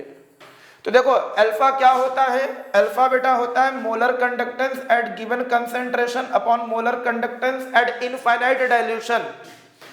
Molar conductance at given concentration ये दिया गया है, इनफाइनाइट बेटा ये दिया हुआ है। यहां से हमें अल्फा मालूम हो गया। हम लोग ने ओस्टवाल्ड डाइल्यूशन लॉ में पढ़ा है, चैप्टर है आयनिक इक्विलिब्रियम। आयनिक इक्विलिब्रियम के topic number 1 Ostwald dilution law में पढ़ा है कि alpha is equal to under root K a upon C होता है। तो alpha square into C is equal to K a हो जाएगा। अल्फा की वैल्यू पुट कर दी और सी की बेटा वैल्यू पुट कर दी, इसको सॉर्ट आउट करेंगे, या आंसर आ जाएगा इसमें। यहाँ पर यही तरीका है बेटा इसको करने का। अगले क्वेश्चन पर बी पार्ट, बहुत ही अच्छा क्वेश्चन है। तीनों चीजें एक साथ पूछ ली। Standard EMF, cathode minus anode कैसे पता करेंगे, ये कैथोड है ये एनोड है। तुम कहोगे सर आप कैसे जानते हो, कैथोड के बारे में हमेशा याद रखिएगा मोर पॉजिटिव लेस नेगेटिव होता है, और एनोड बेटा क्या होता है, मोर नेगेटिव या फिर लेस पॉजिटिव। अगर हम इन दोनों कंडीशन को फुलफिल करें तो ये कैथोड है और ये एनोड है। इसको सॉल्व करेंगे ये आ जाएगा बेटा। दूसरी बात, Gibbs free energy minus NF E cell, value put करेंगे बेटा, n क्या होगा 6, 0 से +6, 6 इलेक्ट्रॉन लूज हुए हैं, उधर 6 गेन हुए, मतलब ट्रांसफर 6 हो रहा बेटा। तो n की वैल्यू 6 हो गई, F96500 कूलम्ब हो गया, और EMF ऑफ सेल कितना होगा 0.34। इसको बेटा वैल्यू पुट करो, ये आंसर आ जाएगा। क्योंकि डेल्टा जी नेगेटिव है, इसका मतलब है कि सेल रिएक्शन स्पॉन्टेनियस और इरिवर्सिबल है। अगर गलती से यही वैल्यू 0 हो जाती तो बेटा डेल्टा जी क्या हो जाता है यहाँ पर 0, तो इसका मतलब सेल रिएक्शन स्पॉन्टेनियस है, रिवर्सिबल है और इक्विलिब्रियम पर है। तीसरे पार्ट पर केसी कैसे करेंगे बेटा, आप भी जानते हैं केसी का फॉर्मूला क्या होता है। यहाँ पर यहां से हम क्या करेंगे, delta G is equal to minus n F E naught cell होता है, और ये बेटा होगा 2.303 RT लॉग केसी भी होता है। तो यहां से क्या हो जाएगा बेटा, n E naught cell is equal to होगा 0.059 लॉग केसी, ये हो जाएगा बेटा यहाँ पर। तो लॉग केसी क्या हो जाएगा बेटा हमारे पास, ये हो जाएगा n E naught cell upon 0.059। एक तरीका तो ये है, दूसरा बेटा इससे भी कर सकते हो। अगर हम इससे करेंगे तो क्या हो जाएगा, लॉग केसी एन बेटा 6 हो जाएगा, ई नॉट सेल है 0.34 अपॉन 0.059, ये हो गया। और केसी बेटा क्या होगा, anti log of 6 into 0.34 upon 0.059। इसको बेटा सॉर्ट आउट कर लीजिए, ये बेटा इसका आंसर आ जाएगा। ये तरीका है करने का। इसका और सिंपलीफाई करने का तरीका बेटा बताता हूं आपको कैसे। देखिए यहां पर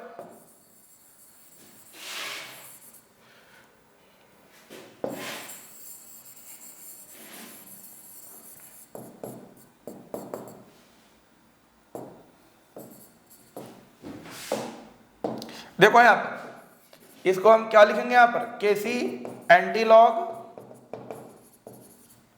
ये जाएगा 6 इंटू 0.34, इसको हम लिख सकते हैं 0.06, ये लिखा जा सकता है। डेसिमल हटा दीजिए यहां से, ये कैंसिल हो जाएगा, केसी हो जाएगा एंटी लॉग इंटू 34, इसको बेटा हम लिख सकते हैं क्या, एंटी लॉग, ये जाएगा क्या, लॉग 10 की पावर 34, और लॉग और एंटी लॉग बेटा कैंसिल हो गया। यहां से केसी की वैल्यू आएगी 1.0 इंटू 10 की पावर 34, ये है बेटा इसका आंसर यहाँ पर। तो ये इस तरह से भी आप इस क्वेश्चन को बेटा कर सकते हैं। यहाँ पर ऐसे आपको करना है, पर ये फॉर्मूले, ये डेरिवेशन बेटा आपको पता होना चाहिए। वैसे कभी कभी होता भी क्या, जब डेटा काफी डिफिकल्ट और ट्विस्ट होता है तो एंटी लॉग की वैल्यू दी भी जाती है एग्जाम में। बट यहाँ देखिए कितनी खूबसूरती से क्वेश्चन हो गया, हमें ज्यादा परेशान होने की जरूरत नहीं है। आगे बढ़ते हैं सी पार्ट पर। एक्वस सॉल्यूशन ऑफ AuCl3 को इलेक्ट्रोलाइज किया गया 0.5 एम्पियर की करंट के साथ, जिसमें इतने ग्राम गोल्ड कैथोड पर डिपॉजिट होता है। उसी में क्या किया गया बेटा, यहाँ पर एक और इलेक्ट्रोड को सीरीज में कनेक्ट किया गया जहां पर ऑक्सीजन डिपॉजिट होती है।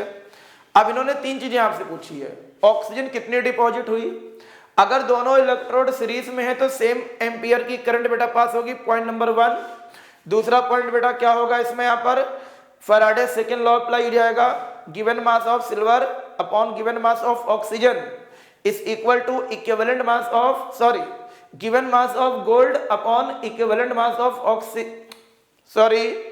Given mass of gold upon given mass of oxygen is equal to equivalent mass of gold upon equivalent mass of oxygen.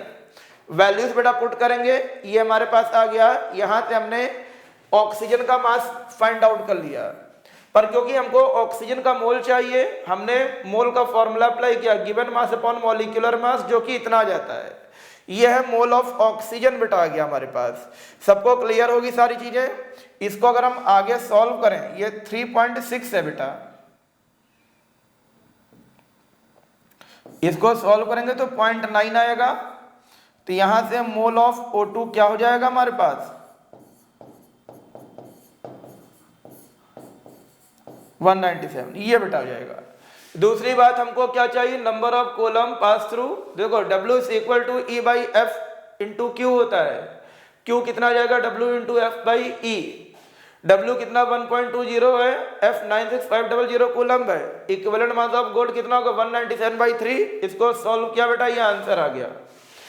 अब तीसरा चाहिए ड्यूरेशन ऑफ इलेक्ट्रोलिसिस प्रोसेस कितनी देर चली, तो Q is equal to IT होता है बेटा यहाँ पर, तो T क्या हो जाएगा Q बाई I। इसको सॉल्व कर लो बेटा, ये आंसर हो जाएगा।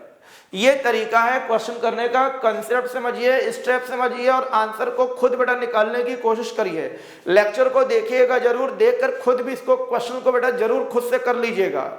हो सकता है हूबहू यही क्वेश्चन पेपर में आपको मिल जाए, पर मुझे तो लगता है कि अगर हूबहू यही नहीं मिला तो डिजिट चेंज करके बेटा आगे पीछे करके आपको मिलेगा, पर मिलना बेटा यही है आपको। नेक्स्ट क्वेश्चन नंबर 18 कहते हैं ethyl iodide undergo SN2 reaction faster than ethyl bromide. क्यों होता है? होता क्या बेटा, ये है इथाइल आयोडाइड और ये है इथाइल ब्रोमाइड। अब कहते हैं SN2 यहां फास्ट क्यों होती, यहां स्लो क्यों होती, तो बहुत सिंपल सा जवाब है। आप भी जानते हैं आयोडीन का जो साइज होता है बेटा वो बड़ा होता है किससे, ब्रोमीन के साइज से। इसीलिए कार्बन आयोडीन बॉन्ड की स्ट्रेंथ कार्बन ब्रोमीन से बेटा कम होगी। बॉन्ड स्ट्रेंथ की बात हो रही है। अगर कार्बन आयोडीन की बॉन्ड स्ट्रेंथ कम है तो इसका मतलब ये बॉन्ड वीक होगा। वीक होगा तो बेटा आसानी से टूटेगा। अब जब आसानी से टूटेगा तो ऑब्वियस ही बात है सब्स्टिट्यूशन यहां फास्ट होगा। यही बेटा इसका जवाब है। आगे बढ़ते हैं क्वेश्चन नंबर 19। हमको एसिटिक एसिड से मिथाइलेमीन कण बनाना बेटा। पहला काम क्या करिए, लिक्विड अमोनिया पास करिए, लिक्विफाइड अमोनिया, अमोनियम एसीटेट बनेगा, हीट करेंगे, वाटर बेटा माइनस होगी, यहां पर हमारे पास एसिटामाइड बनता है और इस एसिटामाइड में हम कराते हैं बेटा हॉफमैन ब्रोमोएमाइड रिएक्शन। ब्रोमोएमाइड जहां पर ये कार्बोनिल ग्रुप बेटा जो होता है वो KOH में डिसॉल्व होकर कार्बोनेट बनाएगा, ब्रोमीन KOH में डिसॉल्व ब्रोमीड बनाती है, वाटर बनेगा और एमाइन बनता है, मिथाइल एमाइन। दूसरा है एसिटाल्डिहाइड से मीथेन, पहले KMnO4 पास करके एसिटिक एसिड बना दो, सबसे अच्छा तरीका। फिर सोडा लाइम ऐड करिए, सोडियम एसीटेट, ये फर्दर रिएक्ट करके मीथेन बना देगा बेटा। नेक्स्ट क्वेश्चन में बच्चों हम लोग आते हैं। नेक्स्ट क्वेश्चन हम लोग का क्या है, why is chlorobenzene resistant to nucleophilic substitution. Chlorobenzene nucleophilic substitution को रजिस्ट क्यों करता है, तो इसका बेटा रीजन ये है। आइए हम लोग इसके रीजन पर आते हैं। इसका रीजन क्या है, होता बेटा क्या है, क्लोरोबेंजीन में जो सब्स्टिट्यूएंट आपको क्लोरीन दिखता है इसमें I- इफेक्ट भी है एंड M+ इफेक्ट भी है, M+ इफेक्ट। और ये जो M+ इफेक्ट होता है ये I- को डोमिनेट करता है। ये M+ इफेक्ट इस I- को डोमिनेट करता है। अब अगर बच्चों ये M+ इफेक्ट I- को डोमिनेट करेगा तो उस केस में होता क्या, यहां पर ये लोन पेयर रिंग पे डीलोकलाइज होता है और जैसे ही बेटा ये लोन पेयर रिंग पे डीलोकलाइज होगा क्लोरीन और बेंजीन के बीच में क्या बनता है, यहां पर पार्शियल डबल बॉन्ड बन जाते हैं। Partial double bond characters, partial double bond characters, और ये partial double bond characters chlorobenzene में न्यूक्लियोफिलिक सब्स्टिट्यूशन को रजिस्ट करते हैं। यही बेटा इसका जवाब है। आई होप सबको समझ में आया होगा। इसी के साथ में बच्चों हम लोग आते हैं अगले क्वेश्चन पर। अगला क्वेश्चन हमारा क्या है इसमें, ये भी देखते हैं हम इसमें। अगला क्वेश्चन कहते हैं explain why mineral acid is added in excess in diazotization of arylamine. हम पहले बात करते हैं फर्स्ट वाले में, यह है डायएजोटाइजेशन ऑफ एरिलेमीन। ये एरिलेमीन है। इन्होंने, आप भी जानते हैं जब हम इसमें डायएजोटाइजेशन कराते हैं तो कंडीशन लिखते हैं NaNO2 in excess of hydrochloric acid. Question ये है हम ये एक्सेस ऑफ एसिड क्यों यूज करते हैं, तो एक्सेस ऑफ एसिड बेटा जो होता है वो मीडियम को एसिडिक इन नेचर बना देता है। अब अगर मीडियम एसिडिक इन नेचर होगा तो यहां से जो डाइएजोनियम सॉल्ट बनेगा, ये डाइएजोनियम सॉल्ट इस एरिल एमीन के साथ कपलिंग रिएक्शन नहीं शो करेगा, डजंट शो कपलिंग रिएक्शन।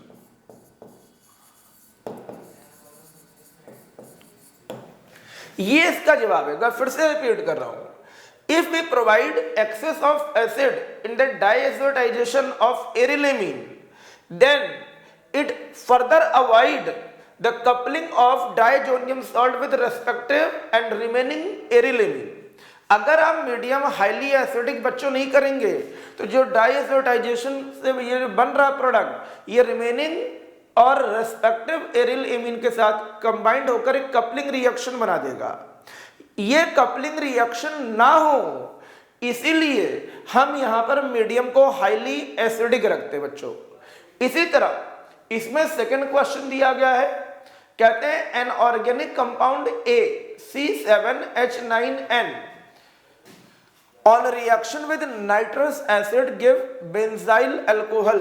इसका मतलब ये हो गया कि ये हमारे पास क्या होना चाहिए, ये बेंजीन तो होगा ही और बेंजाइल अल्कोहल बनना है, 7 कार्बन है और 9 हाइड्रोजन, 5 ये हो गए, ये बेटा ये है, हो गया। यहाँ पर ये कंपाउंड ए है। इन्होंने हमसे बेटा कहा है कि on reaction with nitrous acid HNO2 हमारे पास बेंजाइल अल्कोहल बनती है। ये बेटा बनता है बेंजाइल अल्कोहल, ये बेंजाइल अल्कोहल बन गया। Predict the structure of the compound and give its various isomeric form. इसमें कितने आइसोमर्स बन सकते हैं बेंजाइल अल्कोहल में, ये बेटा इन्होंने आपसे पूछा है साहब। इन्होंने कहा predict the structure of compound, तो बेटा स्ट्रक्चर तो हमारे पास ये हो गया इसमें यहाँ पर, और ये स्ट्रक्चर बेटा हमारे पास हो गया किसका, बेंजाइलेमीन का। नेक्स्ट अगले क्वेश्चन में बेटा हम लोग आते हैं, क्वेश्चन नंबर 22। कहते हैं reaction of phenol with metal and sodium hydroxide shows acidic in nature. Hydroxyl group in phenol it's directly attached to sp2 carbon. ये एक पैरा दिया हुआ है, इस पर वैसे क्वेश्चन पूछे गए। पहला क्वेश्चन है phenol are stronger acid than alcohol. Phenol alcohol से ज्यादा एसिडिक क्यों होता है, इसका बड़ा रीजन क्या है। अगर आप फिनॉल को रिएक्शन में बेटा ऐड करेंगे तो ये बनाता है फिनॉक्साइड आयन, फिनॉक्साइड आयन, ये इसे बेटा कहते हैं फिनॉक्साइड आयन। जबकि अल्कोहल की बेटा बात की जाए ये बनाता है एल्कोक्साइड आयन, एल्कोक्साइड आयन, इसे कहते हैं एल्कोक्साइड आयन। होता बेटा क्या कि फिनॉक्साइड आयन क्या होता है, मोर रेजोनेंस स्टेबल होता है than alkoxide ion. Phenoxide ion की रेजोनेंस स्टेबिलिटी जो बेटा होती है वो एल्कोक्साइड आयन से ज्यादा होती है, इसीलिए इसका एसिडिक नेचर भी इनसे बेटा ज्यादा होगा, यही इसका जवाब है। इसी में इन्होंने पूछा है कि एस्प्रिन क्या होता है और कैसे बनाते हैं, तो हम इसका आंसर बेटा यहां एक्सप्लेन करते हैं। व्हाट इज एस्प्रिन, इसे बेटा हम कहते हैं सैलिसिलिक एसिड। ये सैलिसिलिक एसिड है बच्चों, ये सैलिसिलिक एसिड है। इसको हम पास करेंगे एसिटिक एनहाइड्राइड के साथ, जिसका फॉर्मूला बच्चों होता है कुछ ऐसा, ये एसिटिक एनहाइड्राइड है। जब आप इसको पास करेंगे तो यहां से बेटा एसिटिक एसिड माइनस हो जाता है ये, और हमारे पास बनता है OCOCH3 और COOH।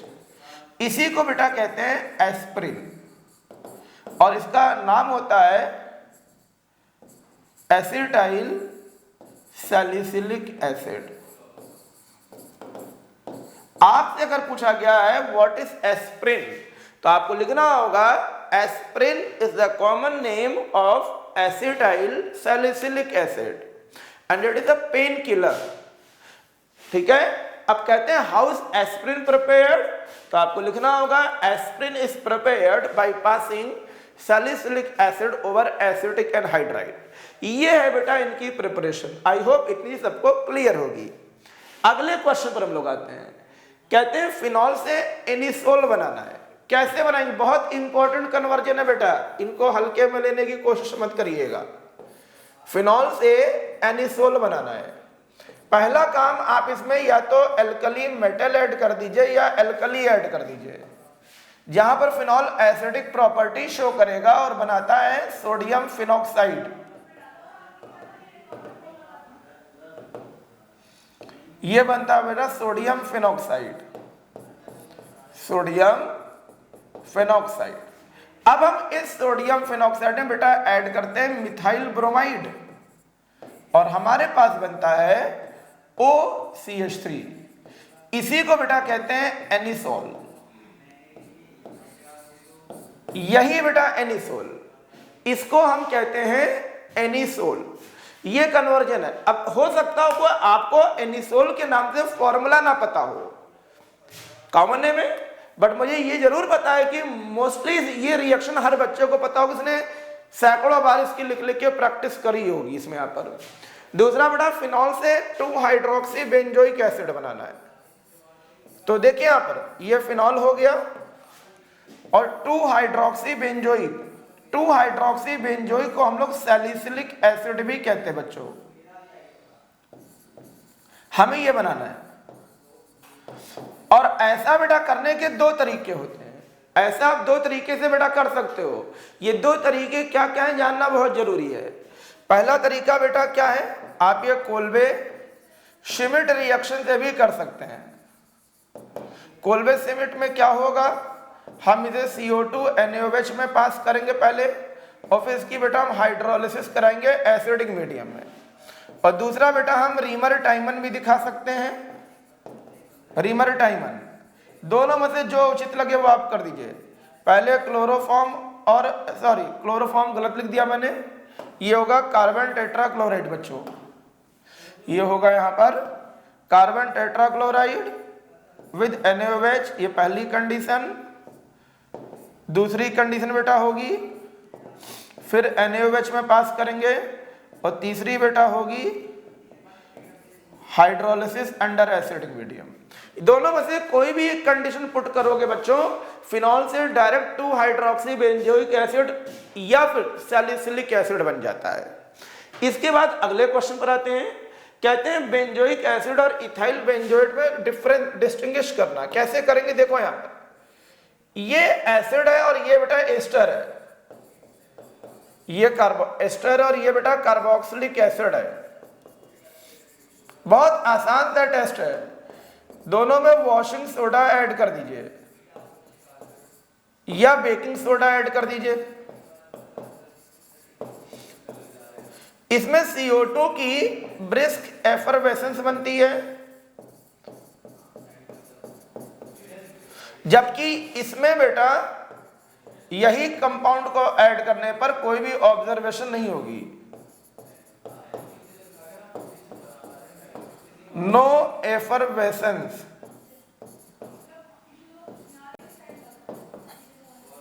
इसी कोई भी एफरवेसेंस नहीं बनती बच्चों। ये इसके बारे में है पहला टेस्ट। दूसरा बेटा बेंजोफिनोल और एसिटोफिनोल। बेंजोफिनोल को बेटा हम कहते हैं फिनाइल कीटोन, फिनाइल कीटोन। और एसिटोफिनोल को बेटा हम क्या कहते हैं? Methyl ketone, methyl ketone. और आप भी जानते हैं अगर कीटोन पर मिथाइल ग्रुप होता है तो बेटा ये आयोडोफॉर्म टेस्ट जरूर देगा, पॉजिटिवली शो करेगा। पर ये बेटा आयोडोफॉर्म टेस्ट नहीं देगा, नो आयोडोफॉर्म टेस्ट। तो another difference between benzophenone and acetophenone, benzophenone iodoform test positively perform नहीं करता है, जबकि एसिटोफिनोन बेटा पॉजिटिवली परफॉर्म करेगा। अगले क्वेश्चन पर आते हैं, question number B part and C part. इसको हमें बेटा SOCl2 में ऐड करना है। क्या होगा देखो यहां पर कैसे करेंगे हम, SOCl2 क्या होगा यहां पर, ये SO इस O के साथ कंबाइंड होकर SO2 गैस बनाएगी और ये H और Cl बेटा HCl बनाते हैं। ये बेटा हमारे पास बनेगा COCl। यही चीज जो यहां पर आप दिखा रहे हो वही चीज यहां पर भी होगी और ये बेटा बन जाता है एज ए फाइनल प्रोडक्ट। इसके बाद सी में आते हैं, इसमें क्या बनेगा बेटा,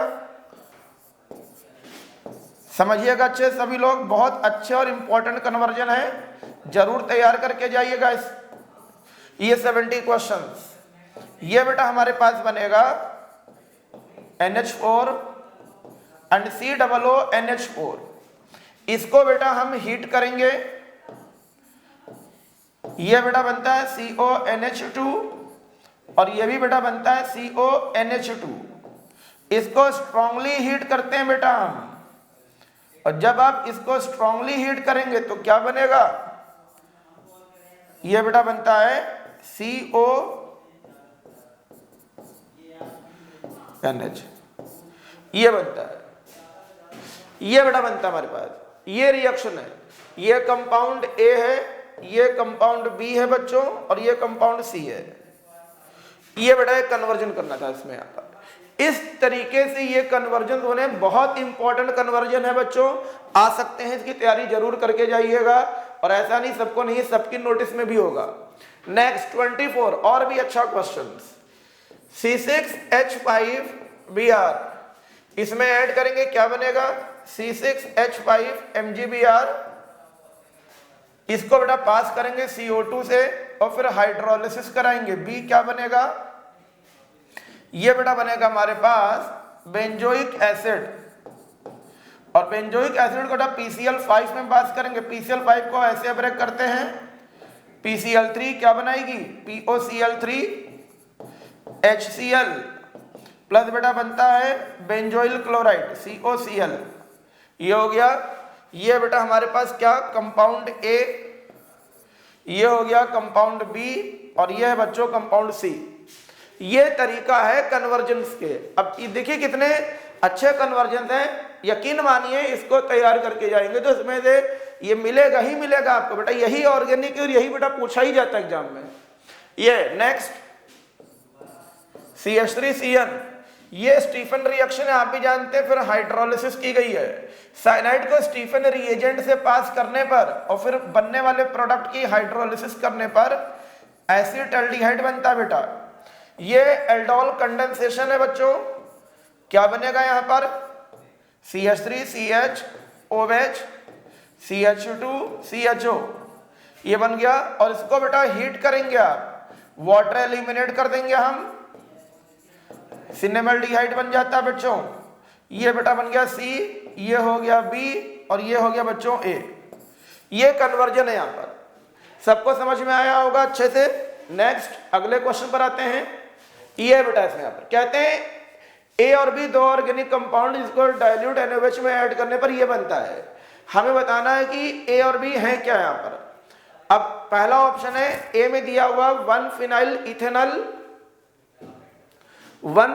इथेनॉल है बेटा, और दूसरा है एसिटोफिनोन,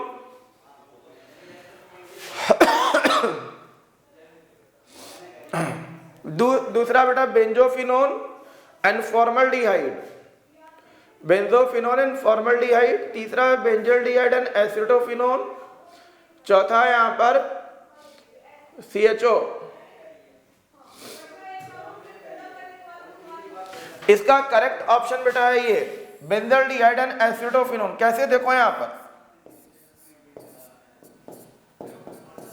ये बेंजल्डिहाइड है, ये एसिटोफिनोन है बेटा। ये H इधर आएगा, ये पूरा का पूरा हिस्सा यहां आएगा, पाई बॉन्ड ऐसे ब्रेक हो जाएगा, ये बनेगा CHOH सिंगल बॉन्ड,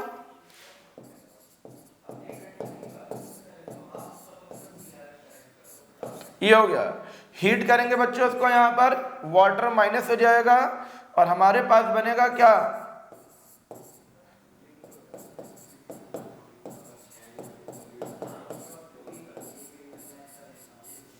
ये बेटा कंपाउंड बनता है यहां पर। तो correct option is benzaldehyde and acetophenone. Next question number 26, out of para-tolualdehyde and para-nitrobenzene which one is more reactive towards nucleophilic addition। तो para-nitrobenzaldehyde बेटा जो होता है ये मोर रिएक्टिव होता है टुवर्ड्स न्यूक्लियोफिलिक एडिशन। अब क्वेश्चन ये है कि ये मोर रिएक्टिव क्यों है टुवर्ड्स न्यूक्लियोफिलिक एडिशन। तो इसका रीजन है बच्चों यहां पर, इसका रीजन क्या है, नाइट्रो ग्रुप जो दिख रहा है बेटा यहां पर, आप भी जानते हैं इलेक्ट्रॉन विड्रॉइंग ग्रुप होता है और ये इलेक्ट्रॉन डेंसिटी को डिक्रीज करेगा और अगर इलेक्ट्रॉन डेंसिटी डिक्रीज होगी तो न्यूक्लियोफाइल अट्रैक्ट होगा एंड स्ट्रांगली हिट करेगा बेटा, हिट करेगा। यही बेटा इसका जवाब है। आगे बढ़ते हैं यहां पर, right the structure of the product form when acetone react with DNP. ये बेटा एसीटोन है, डीएनपी डाइनाइट्रोफिनाइल हाइड्रोजीन,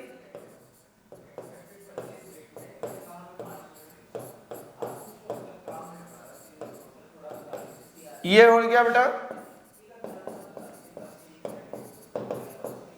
हीट। ये बेटा वाटर हटा दीजिए यहां से और ये बेटा बनेगा हमारे पास क्या,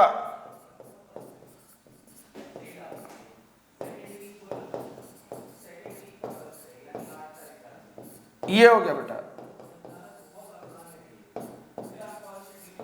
ये बेटा बन जाता है।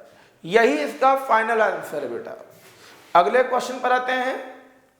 DNA fingerprinting is used to determine the paternity of an individual, which property of DNA help in the process. DNA की कौन सी प्रॉपर्टी, तो वेरी सिंपल आंसर है डिस्टिंक्ट सीक्वेंस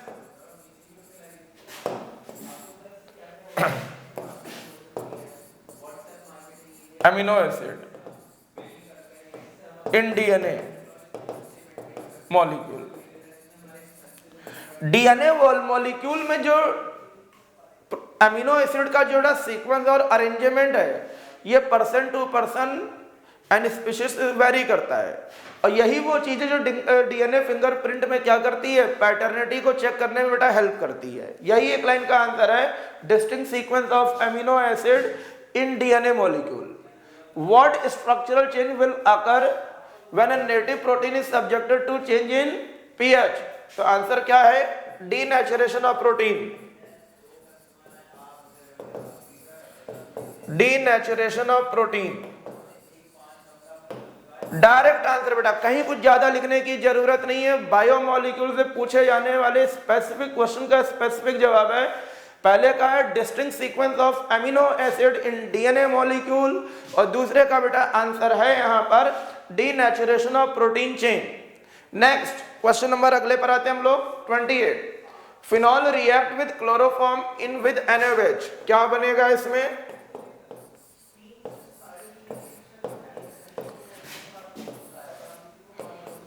क्लोरोफॉर्म NaOH, फिर NaOH, then hydrolysis in water.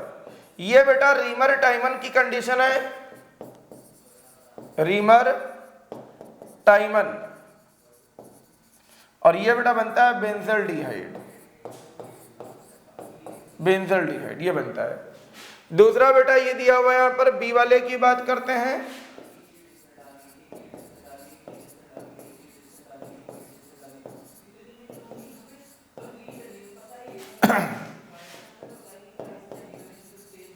N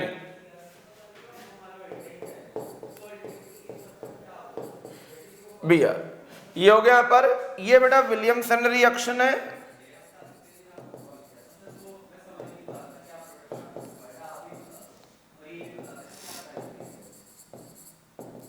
OC2H5, ये Williamson है बेटा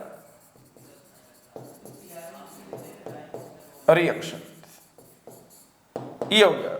और तीसरा बेटा है सी पार्ट, यहां मैं बताता हूं C2H5Cl, इसको बेटा पास किया गया SnCl2 एंड HCl। आप भी जानते हैं ये स्टीफन रिएजेंट है, फिर हाइड्रोलिसिस की जा रही है, हाइड्रोक्लोरिक एसिड वाया दिस, ये बेटा बनेगा C2H5CHO, प्रोपेनल बनेगा। ये है तीन कंडीशन बेटा यहाँ पर, पहला रीमर टाइमन, दूसरा विलियमसन, तीसरा है reduction by Stephen reagent then followed by hydrolysis give finally as a final product is aldehyde. यही इसका बेटा जवाब है। नेक्स्ट क्वेश्चन 29 पर आते हैं। इन्होंने कहा you are given for organic compound ABCD, ABCD इन्होंने कहा है ABC, ये तीनों बेटा DN, इनके बारे में कंडीशन दी गई है, रिएक्ट विद 2,4 DNP से तीनों रिएक्ट करते हैं। फिर कहते हैं A और B टॉलन से रिएक्ट करते हैं। फिर इन्होंने कहा बेटा यहां पर BNC give yellow PPT with iodine, ये दोनों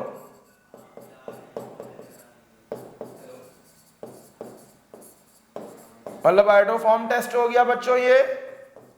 और फिर इन्होंने बेटा बोला है compound D gives effervescence with sodium carbonate, CO2 की, ये बेटा है। कहते हैं इन्होंने चीज और कही, ABC में तीन carbon, ABC and D given the number of carbon atom in 3 of these carbon compound. ठीक है, इसमें से 3 कार्बन कंपाउंड में बेटा इन्होंने बोला है किसी भी 3 में 3 कार्बन है, जबकि एक में 2 कार्बन है। अब हमें यह पता करना कि सही आंसर क्या होगा। देखो यहाँ पर, क्योंकि तीनों के तीनों DNP से रिएक्ट कर रहे हैं, तीनों में एक चीज तो कॉमन है कि ये तीनों के तीनों बेटा कार्बोनिल ग्रुप है। ये हो गया यहाँ पर A और B टॉलेंस रिएजेंट से रिएक्ट कर रहे हैं, इसका मतलब ये एल्डिहाइड ही होगा, ये कीटोन होगा। अब अगर हम इसको बेटा बनाते हैं यहां पर एसीटोन, ये हो गया, ठीक है, और इसको हम कहेंगे यहां पर एल्डिहाइड, ये हो गया, और एक बेटा ये हो गया, और ये हमारा यहां पर CH3 CH2 COOH, ये है बेटा इसका जवाब। इन्होंने बोला था इन 4 कंपाउंड में से किसी 3 में 3 कार्बन है और एक में 2 कार्बन है, तो 2 कार्बन है तो बेटा इसमें थोड़ा सा करेक्शन होगा इस वाले में, ये और ये बेटा हमारा होगा क्या CH3COOH। तो जो D है वो एसिटिक एसिड है, A है बेटा हमारा क्या प्रोपेनल। एक मिनट रुक जाइए, सॉरी गलत हमने कर दिया है, सॉरी बेटा, हमने दो को तो वहां मान लेट कर लिया ना हमने यहाँ पर, एक मिनट, ये इन्होंने बोला कि इन चारों में से किसी 3 में 3 कार्बन और एक में 2 कार्बन है, तो हमने A में 3 कार्बन लिए, C में 3 कार्बन लिए और B में 2 ले लिए, मतलब है कि D में भी 3 कार्बन होंगे। एफरवेसेंस CO2 मतलब यहाँ फंक्शनल ग्रुप कार्बोक्सिलिक है, तो 3 कार्बन से कौन सा कार्बोक्सिलिक बनेगा, ये बेटा बनता है प्रोपेनोइक एसिड। ये इसका जवाब है। आई होप सबको समझ में आया होगा। ठीक है, पहला DN, फिर से रिपीट कर रहा हूं, तीनों DNP टेस्ट दे रहे मतलब तीनों कार्बोनिल है, क्लियर है। A और B टॉलेंस दे रहे मतलब ये सिर्फ एल्डिहाइड है। C आयोडोफॉर्म टेस्ट दे रहा मतलब ये कीटोन है, ये एल्डिहाइड भी हो सकता है, खैर ऐसा नहीं है, ये एल्डिहाइड और कीटोन दोनों हो सकता है, पर ये सिर्फ एल्डिहाइड होगा, कीटोन नहीं होगा बेटा यहाँ पर। और D जो है वो एफरवेसेंस CO2 की बना रहा बच्चों। आगे बढ़ते हैं नेक्स्ट अगले क्वेश्चन पर। एक ऑर्गेनिक कंपाउंड है C7H7NO2। अच्छा, तो ये बेटा हो गया, पहले इसका स्ट्रक्चर ड्रॉ कर लेते हैं।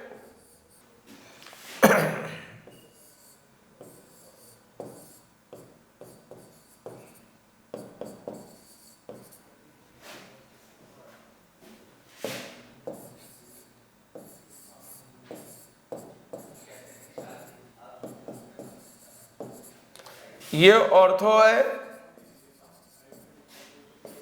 पैरा है, और ये बेटा मेटा है। 3 आइसोमर बन गए।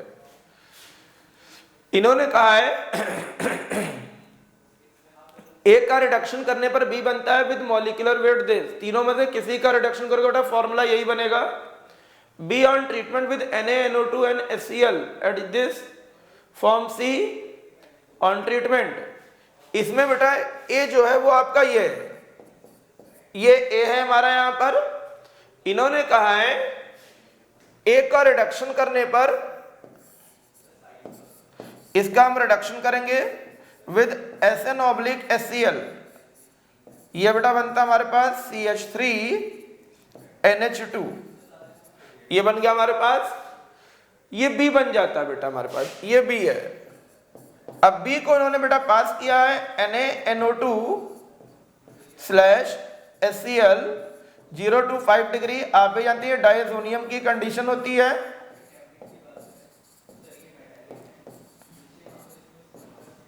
Cl-। ये बन गया बेटा इसमें यहां पर, ये C हो गया। C को H3PO2 से पास करेंगे, रिडक्शन हो जाएगा बेटा, और ये बन जाएगी क्या यहां पर, टोलुइन। ये बेटा बन गई यहां पर, it gets converted into D। हाँ ये बेटा C है, ये D बन गया हमारे पास। Which on further reaction with chromyl chloride, इसको पास करना है CrO2Cl2, ऑक्सीडेशन होगा विद पायरिडीन। ये बेटा बनता है बेंजल्डिहाइड। ये बन गया बेटा हमारे पास benzaldehyde E। Write the structure of compound from A to E। ये बेटा इसका करेक्ट आंसर है। ये मॉलिक्यूलर फॉर्मूला जिसके 3 अरेंजमेंट हो गए। ये हो गया कंपाउंड ए का रिडक्शन किया, बी बन गया बेटा हमारे पास। बी के रिडक्शन से सी बनता है, सी से डी बनता है, और डी से ई बनता है। आई होप ये चीज सबको समझ में आई होगी। इसमें यहाँ पर कहीं कोई कंफ्यूजन किसी बच्चे को बेटा नहीं होना चाहिए। नेक्स्ट हम लोग आते हैं इनऑर्गेनिक पर। कहते हैं Zn2+ salts are white, white copper 2+ salt are क्या होते हैं, कलर्ड। इसका रीजन बेटा ये है, अगर आप इसकी कॉन्फ़िगरेशन 3D10 4s0 होता है, जबकि बेटा इसकी कॉन्फ़िगरेशन बनेगी 3D9 4s0, ये होता है। मतलब यहाँ डी सबशेल कंप्लीटली फिल्ड है, तो डी ट्रांजिशन होने की कोई भी गुंजाइश नहीं है, जबकि इसमें बेटा एक संभावना बनती क्योंकि पार्शली फिल्ड है इसमें यहाँ पर। इसीलिए कॉपर 2+ salt कलर्ड होते हैं, जबकि Zn2+ salt कलर्ड नहीं होते हैं, ये कलरलेस या फिर व्हाइट होते हैं। सेकेंड है atomic radii decreases in size with increase in atomic number in lanthanoid series. It is because of lanthanoid contraction.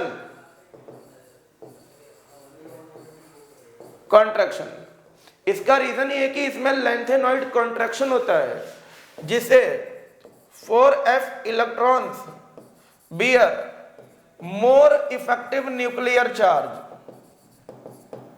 from center of nucleus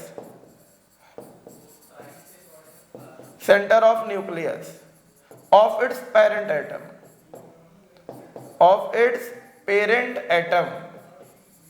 होता क्या है, लैंथेनॉइड सीरीज में जो प्रॉपर्टी है वह लैंथेनॉइड कंट्रैक्शन, जिसकी वजह से जो 4f इलेक्ट्रॉन होते हैं ये न्यूक्लियस से more closely and tightly bound होते हैं because of high effective nuclear charge. इसीलिए जो बेटा साइज होता है वो अनएक्सपेक्टेडली क्या होता है, या तो लेस इंक्रीज होगा या ओवरऑल डिक्रीज होता है। अगले क्वेश्चन पर आते हैं बेटा 32 पर, 31 का B part. All scandium salts are white. अगर बेटा आप स्कैंडियम का कॉन्फ़िगरेशन बनाएंगे 21 होता है, इसकी जो मोस्ट स्टेबल ऑक्सीडेशन स्टेट है +3 है, ये बेटा बनता है 3d0 एंड 4s0 बनता है। जब बेटा डी सबशेल में इलेक्ट्रॉन होगा ही नहीं तो ऑब्वियस सी बात है यहां पर कोई डी ट्रांजिशन भी नहीं होगा, इसीलिए कलर बेटा व्हाइट होता है। Second part, third ionization energy of manganese is very high. क्यों होता है, देखो यहां पर मैग्नीज का एटॉमिक नंबर 25 होता है और कॉन्फ़िगरेशन होती है 3d5 4s2। एक इलेक्ट्रॉन हटाएंगे, फर्स्ट आयनाइजेशन एनर्जी होती है, ये बनता है बेटा क्या, Mn+, और ये बनेगा 3d5 4s1। दूसरा हटाएंगे,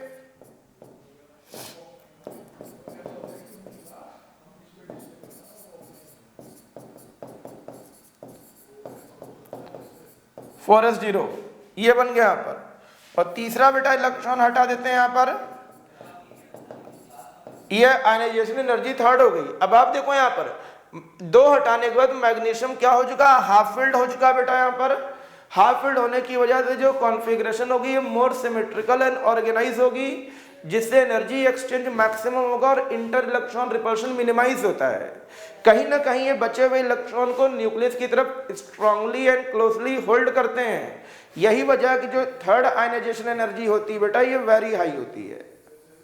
ये इसका करेक्ट एक्सप्लेनेशन है बेटा इसमें। यहाँ पर अगले क्वेश्चन पर आते हैं, in which compound transition metal show very low oxidation state. So answer is very simple, when it combined with किससे, कार्बोनिल ग्रुप। ये इस तरह के अगर कोई भी ट्रांजिशन मेटल इस तरह का बेटा कॉम्प्लेक्स बनाता है तो उसमें बेटा ऑक्सीडेशन स्टेट वेरी लो होती है। ठीक है, next, draw the structures of optical isomer each of the following compound. पहले हम बात करते हैं बेटा पहले वाले की।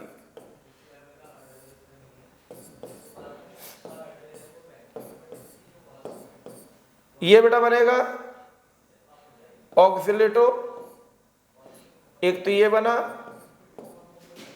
और एक बेटा ये बनेगा।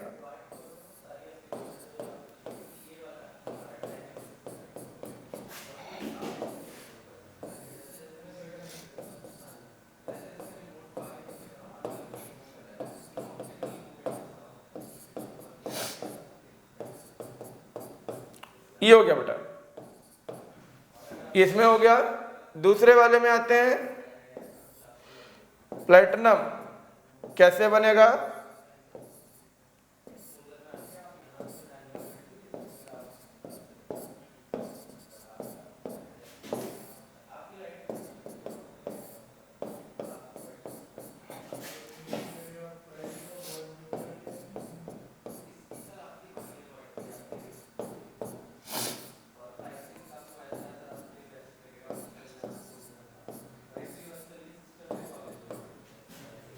ये होगा। और तीसरे की बेटा बात करते हैं, ABC। सी बेटा कैसे बनेगा हमारा इसमें यहां पर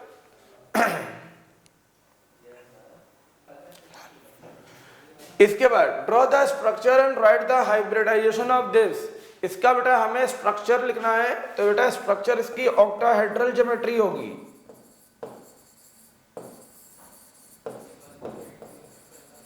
और इसका जो बेटा हाइब्रिडाइजेशन होगा वो D2sp3 होगा, बिकॉज अमोनिया कोबाल्ट के साथ बेटा स्ट्रॉन्ग लिगेंड का काम करता है।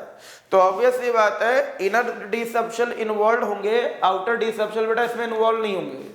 नेक्स्ट,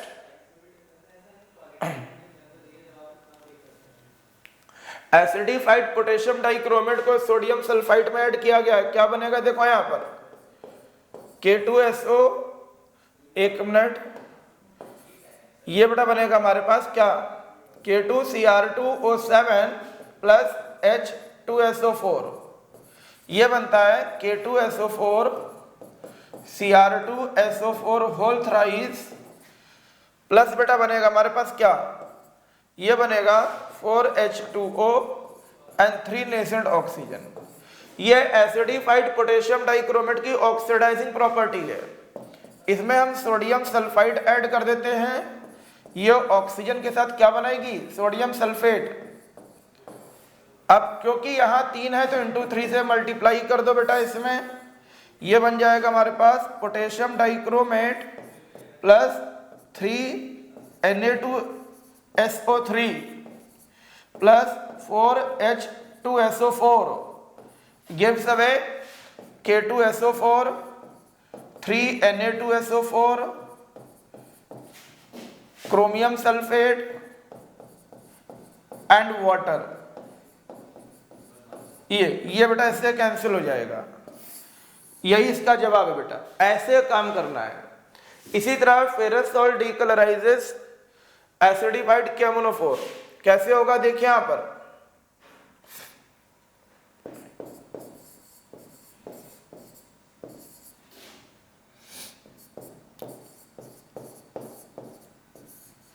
ये होगा बेटा यहां पर, ये बनेगा K2SO4 प्लस 2MnSO4, ये बन गया यहां पर plus 3 water and 5 nascent oxygen. अब इसमें ऐड करना फेरस सॉल्ट, जैसे FeSO4 ऐड कर दिया हमने विद सल्फ्यूरिक एसिड, ये बेटा बनता है क्या, फेरस का कन्वर्जन होगा फेरिक में, ये बेटा बन जाता है। ठीक है, यहाँ 3 सल्फेट, 2 यहाँ हो गया, यहाँ हो गया, ऑक्सीजन ऐड होगी बेटा, वो जो ऑक्सीजन बनी थी ये बनाती वाटर। अब यहाँ 5 ऑक्सीजन बन रही, यहाँ 1 यूज हो रही बच्चों, इसको मल्टीप्लाई कर दिए 5 से, ये ऑक्सीजन और ये ऑक्सीजन कैंसिल हो जाएगी और हमारे पास बेटा बनेगा क्या, 2KMnO4 प्लस 2FeSO4, सॉरी 2 नहीं 10FeSO4, ये बनेगा हमारे पास 10FeSO4। अब 5 सल्फ्यूरिक ये और 3 है, 8 सल्फ्यूरिक बेटा हो गया, gives 5 ferric sulphate, K2SO4 MnSO4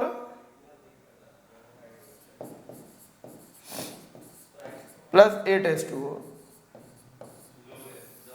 ये बेटा इसके बारे में, ये कन्वर्जन बेटा फर्स्ट है और ये है कन्वर्जन सेकंड।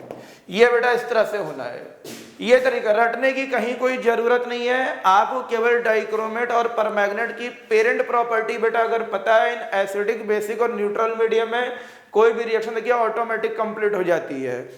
आगे बढ़ते हैं, यहाँ पर नेक्स्ट पे आते हैं, 33 के बी पार्ट पर आते हैं बच्चों हम लोग। 33 का बी पार्ट क्या है, which metal in first transition series show +1 oxidation state most frequently and why. अगर हम फर्स्ट ट्रांजिशन सीरीज में बेटा देखें फ्रॉम स्कैंडियम टू जिंक, तो आपको दिखेगा यहाँ पर कॉपर एटॉमिक नंबर 29 का बेटा कॉन्फ़िगरेशन ये बनती है, और आप जानते हैं इससे आसानी से कोई इलेक्ट्रॉन लूज नहीं कर सकता है, क्योंकि कॉपर की 3D सबशेल फुलफिल्ड है और 4s ऑर्बिट में एक इलेक्ट्रॉन है जो कि आसानी से बेटा लूज होगा, और जैसे ही बेटा ये लूज होगा ये बनाता है कॉपर +1। इतना फ्रीक्वेंटली, इतना इजिली, इतना कन्विंसिंगली कोई भी दूसरा एलिमेंट बेटा फर्स्ट ट्रांजिशन सीरीज से इलेक्ट्रॉन लूज नहीं करता है। आगे बढ़ते हैं, यहाँ पर 34 पर आते हैं बच्चों। कहते हैं कि cobalt 2+ is easily oxidized to cobalt 3+ in presence of strong field ligand. ऐसा क्यों होता है? तो देखो बच्चों यहाँ पर इसका रीजन क्या है। इसका रीजन ये है कि स्ट्रॉन्ग फील्ड लिगेंड में होता क्या कि जो कोबाल्ट के जो 2+ के जो इलेक्ट्रॉन होते हैं ये इजिली पेयर्ड अप होते हैं, और इजिली पेयर्ड अप होने के साथ में ही 2 ऑर्बिटल उसी डी सबशेल में इजिली वैकेंट हो जाते हैं, जो इंटरमिक्सिंग करके D2sp3 हाइब्रिडाइजेशन फॉर्म करते हैं, और इस तरह कोबाल्ट 2+ कोबाल्ट 3+ में इजिली ऑक्सीडाइज हो जाता है बेटा। ठीक है, इसी का सेकंड पार्ट है CFT के बेसिस पर ये बताना है, हमें D4 की कॉन्फ़िगरेशन लिखनी है। कंडीशन ये कि delta O is less than P। तो देखो बच्चों यहाँ पर अगर delta O less than P है, इसका मतलब यहां पर मेटल आयन और लिगेंड के बीच में वीक फील्ड इंटरैक्शन बनता है। अब अगर ये weak field ligand metal interaction बनेगा तो होगा क्या, D4 का जो चौथा इलेक्ट्रॉन है बेटा वो T2G में नहीं जाएगा, वो EG में जाएगा, और अगर ऐसा है तो इसका बेटा जो करेक्ट कॉन्फ़िगरेशन बनेगा वो क्या बनेगा, T2G 3EG1। एंड इसी के साथ बच्चों आते हैं तीसरे क्वेश्चन पर। हमें इसका IUPAC नेम लिखना, तो क्या लिखोगे, टेट्राएमाइन डाइक्लोराइडो कोबाल्ट 3 आयंस, अल्फाबेटिकली अरेंज करना विद प्रॉपर प्रीफिक्स के साथ। इसका क्या होगा, पेंटा कार्बोनिल आयरन, क्योंकि कार्बन मोनोऑक्साइड की ऑक्सीडेशन नंबर 0 होती है और पूरे कॉम्प्लेक्स में भी कोई चार्ज नहीं है, तो आयरन की भी ऑक्सीडेशन नंबर 0 होगी। क्या लिखोगे, पेंटा कार्बोनिल आयरन ब्रैकेट में 0। नेक्स्ट 34 के बाद 35 पर आते हैं। ये explain the structure of NiCl4 on the basis of VBT। सबसे पहले आप निकल का ऑक्सीडेशन नंबर बेटा फाइंड करो, +2 आएगा, कॉन्फ़िगरेशन 3D8 बनेगी। क्योंकि Cl क्या है, वीक लिगेंड है, तो इसलिए इलेक्ट्रॉन क्या होंगे, कॉन्फ़िगरेशन में कोई भी चेंजेस नहीं होगा, जिसकी वजह से डी सबशेल में प्रेजेंट कोई भी ऑर्बिटल फर्दर इंटरमिक्सिंग या हाइब्रिडाइजेशन में टेक पार्ट नहीं करेगा। और ऐसी केस में इसकी जो बेटा हाइब्रिडाइजेशन बनेगी वो sp3 बनेगी। sp3 हाइब्रिडाइजेशन होने की वजह से यहाँ जो बेटा ज्योमेट्री बनती है वो टेट्राहेड्रल बनेगी और कॉम्प्लेक्स का नेचर बेटा जो होगा वो पैरामैग्नेटिक होगा। यही बेटा इस क्वेश्चन का आंसर है। आई होप सबको लेक्चर समझ में आया होगा। फाइनली आपसे एक बात मुझे और भी बच्चों कहनी थी, क्योंकि जैसा कि आपको देखने से लग रहा होगा यहाँ पर कि टोटल और आखिरी क्वेश्चन 35 है, जबकि हमने आपसे कहा था 70 marks at the rate of 70 question.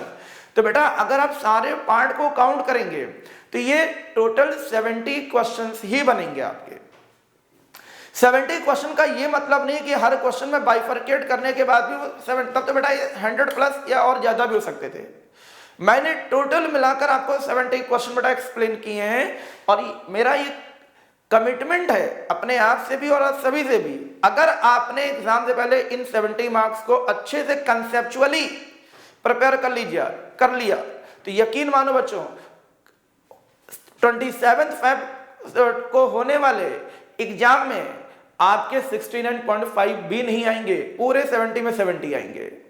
तो इसी के साथ मैं आपसे अपनी बात खत्म करता हूं और आप सभी को ऑल द बेस्ट कहता हूं, और इसी के साथ एक और बात कहने जा रहा हूं, पेपर आउट। Thank you.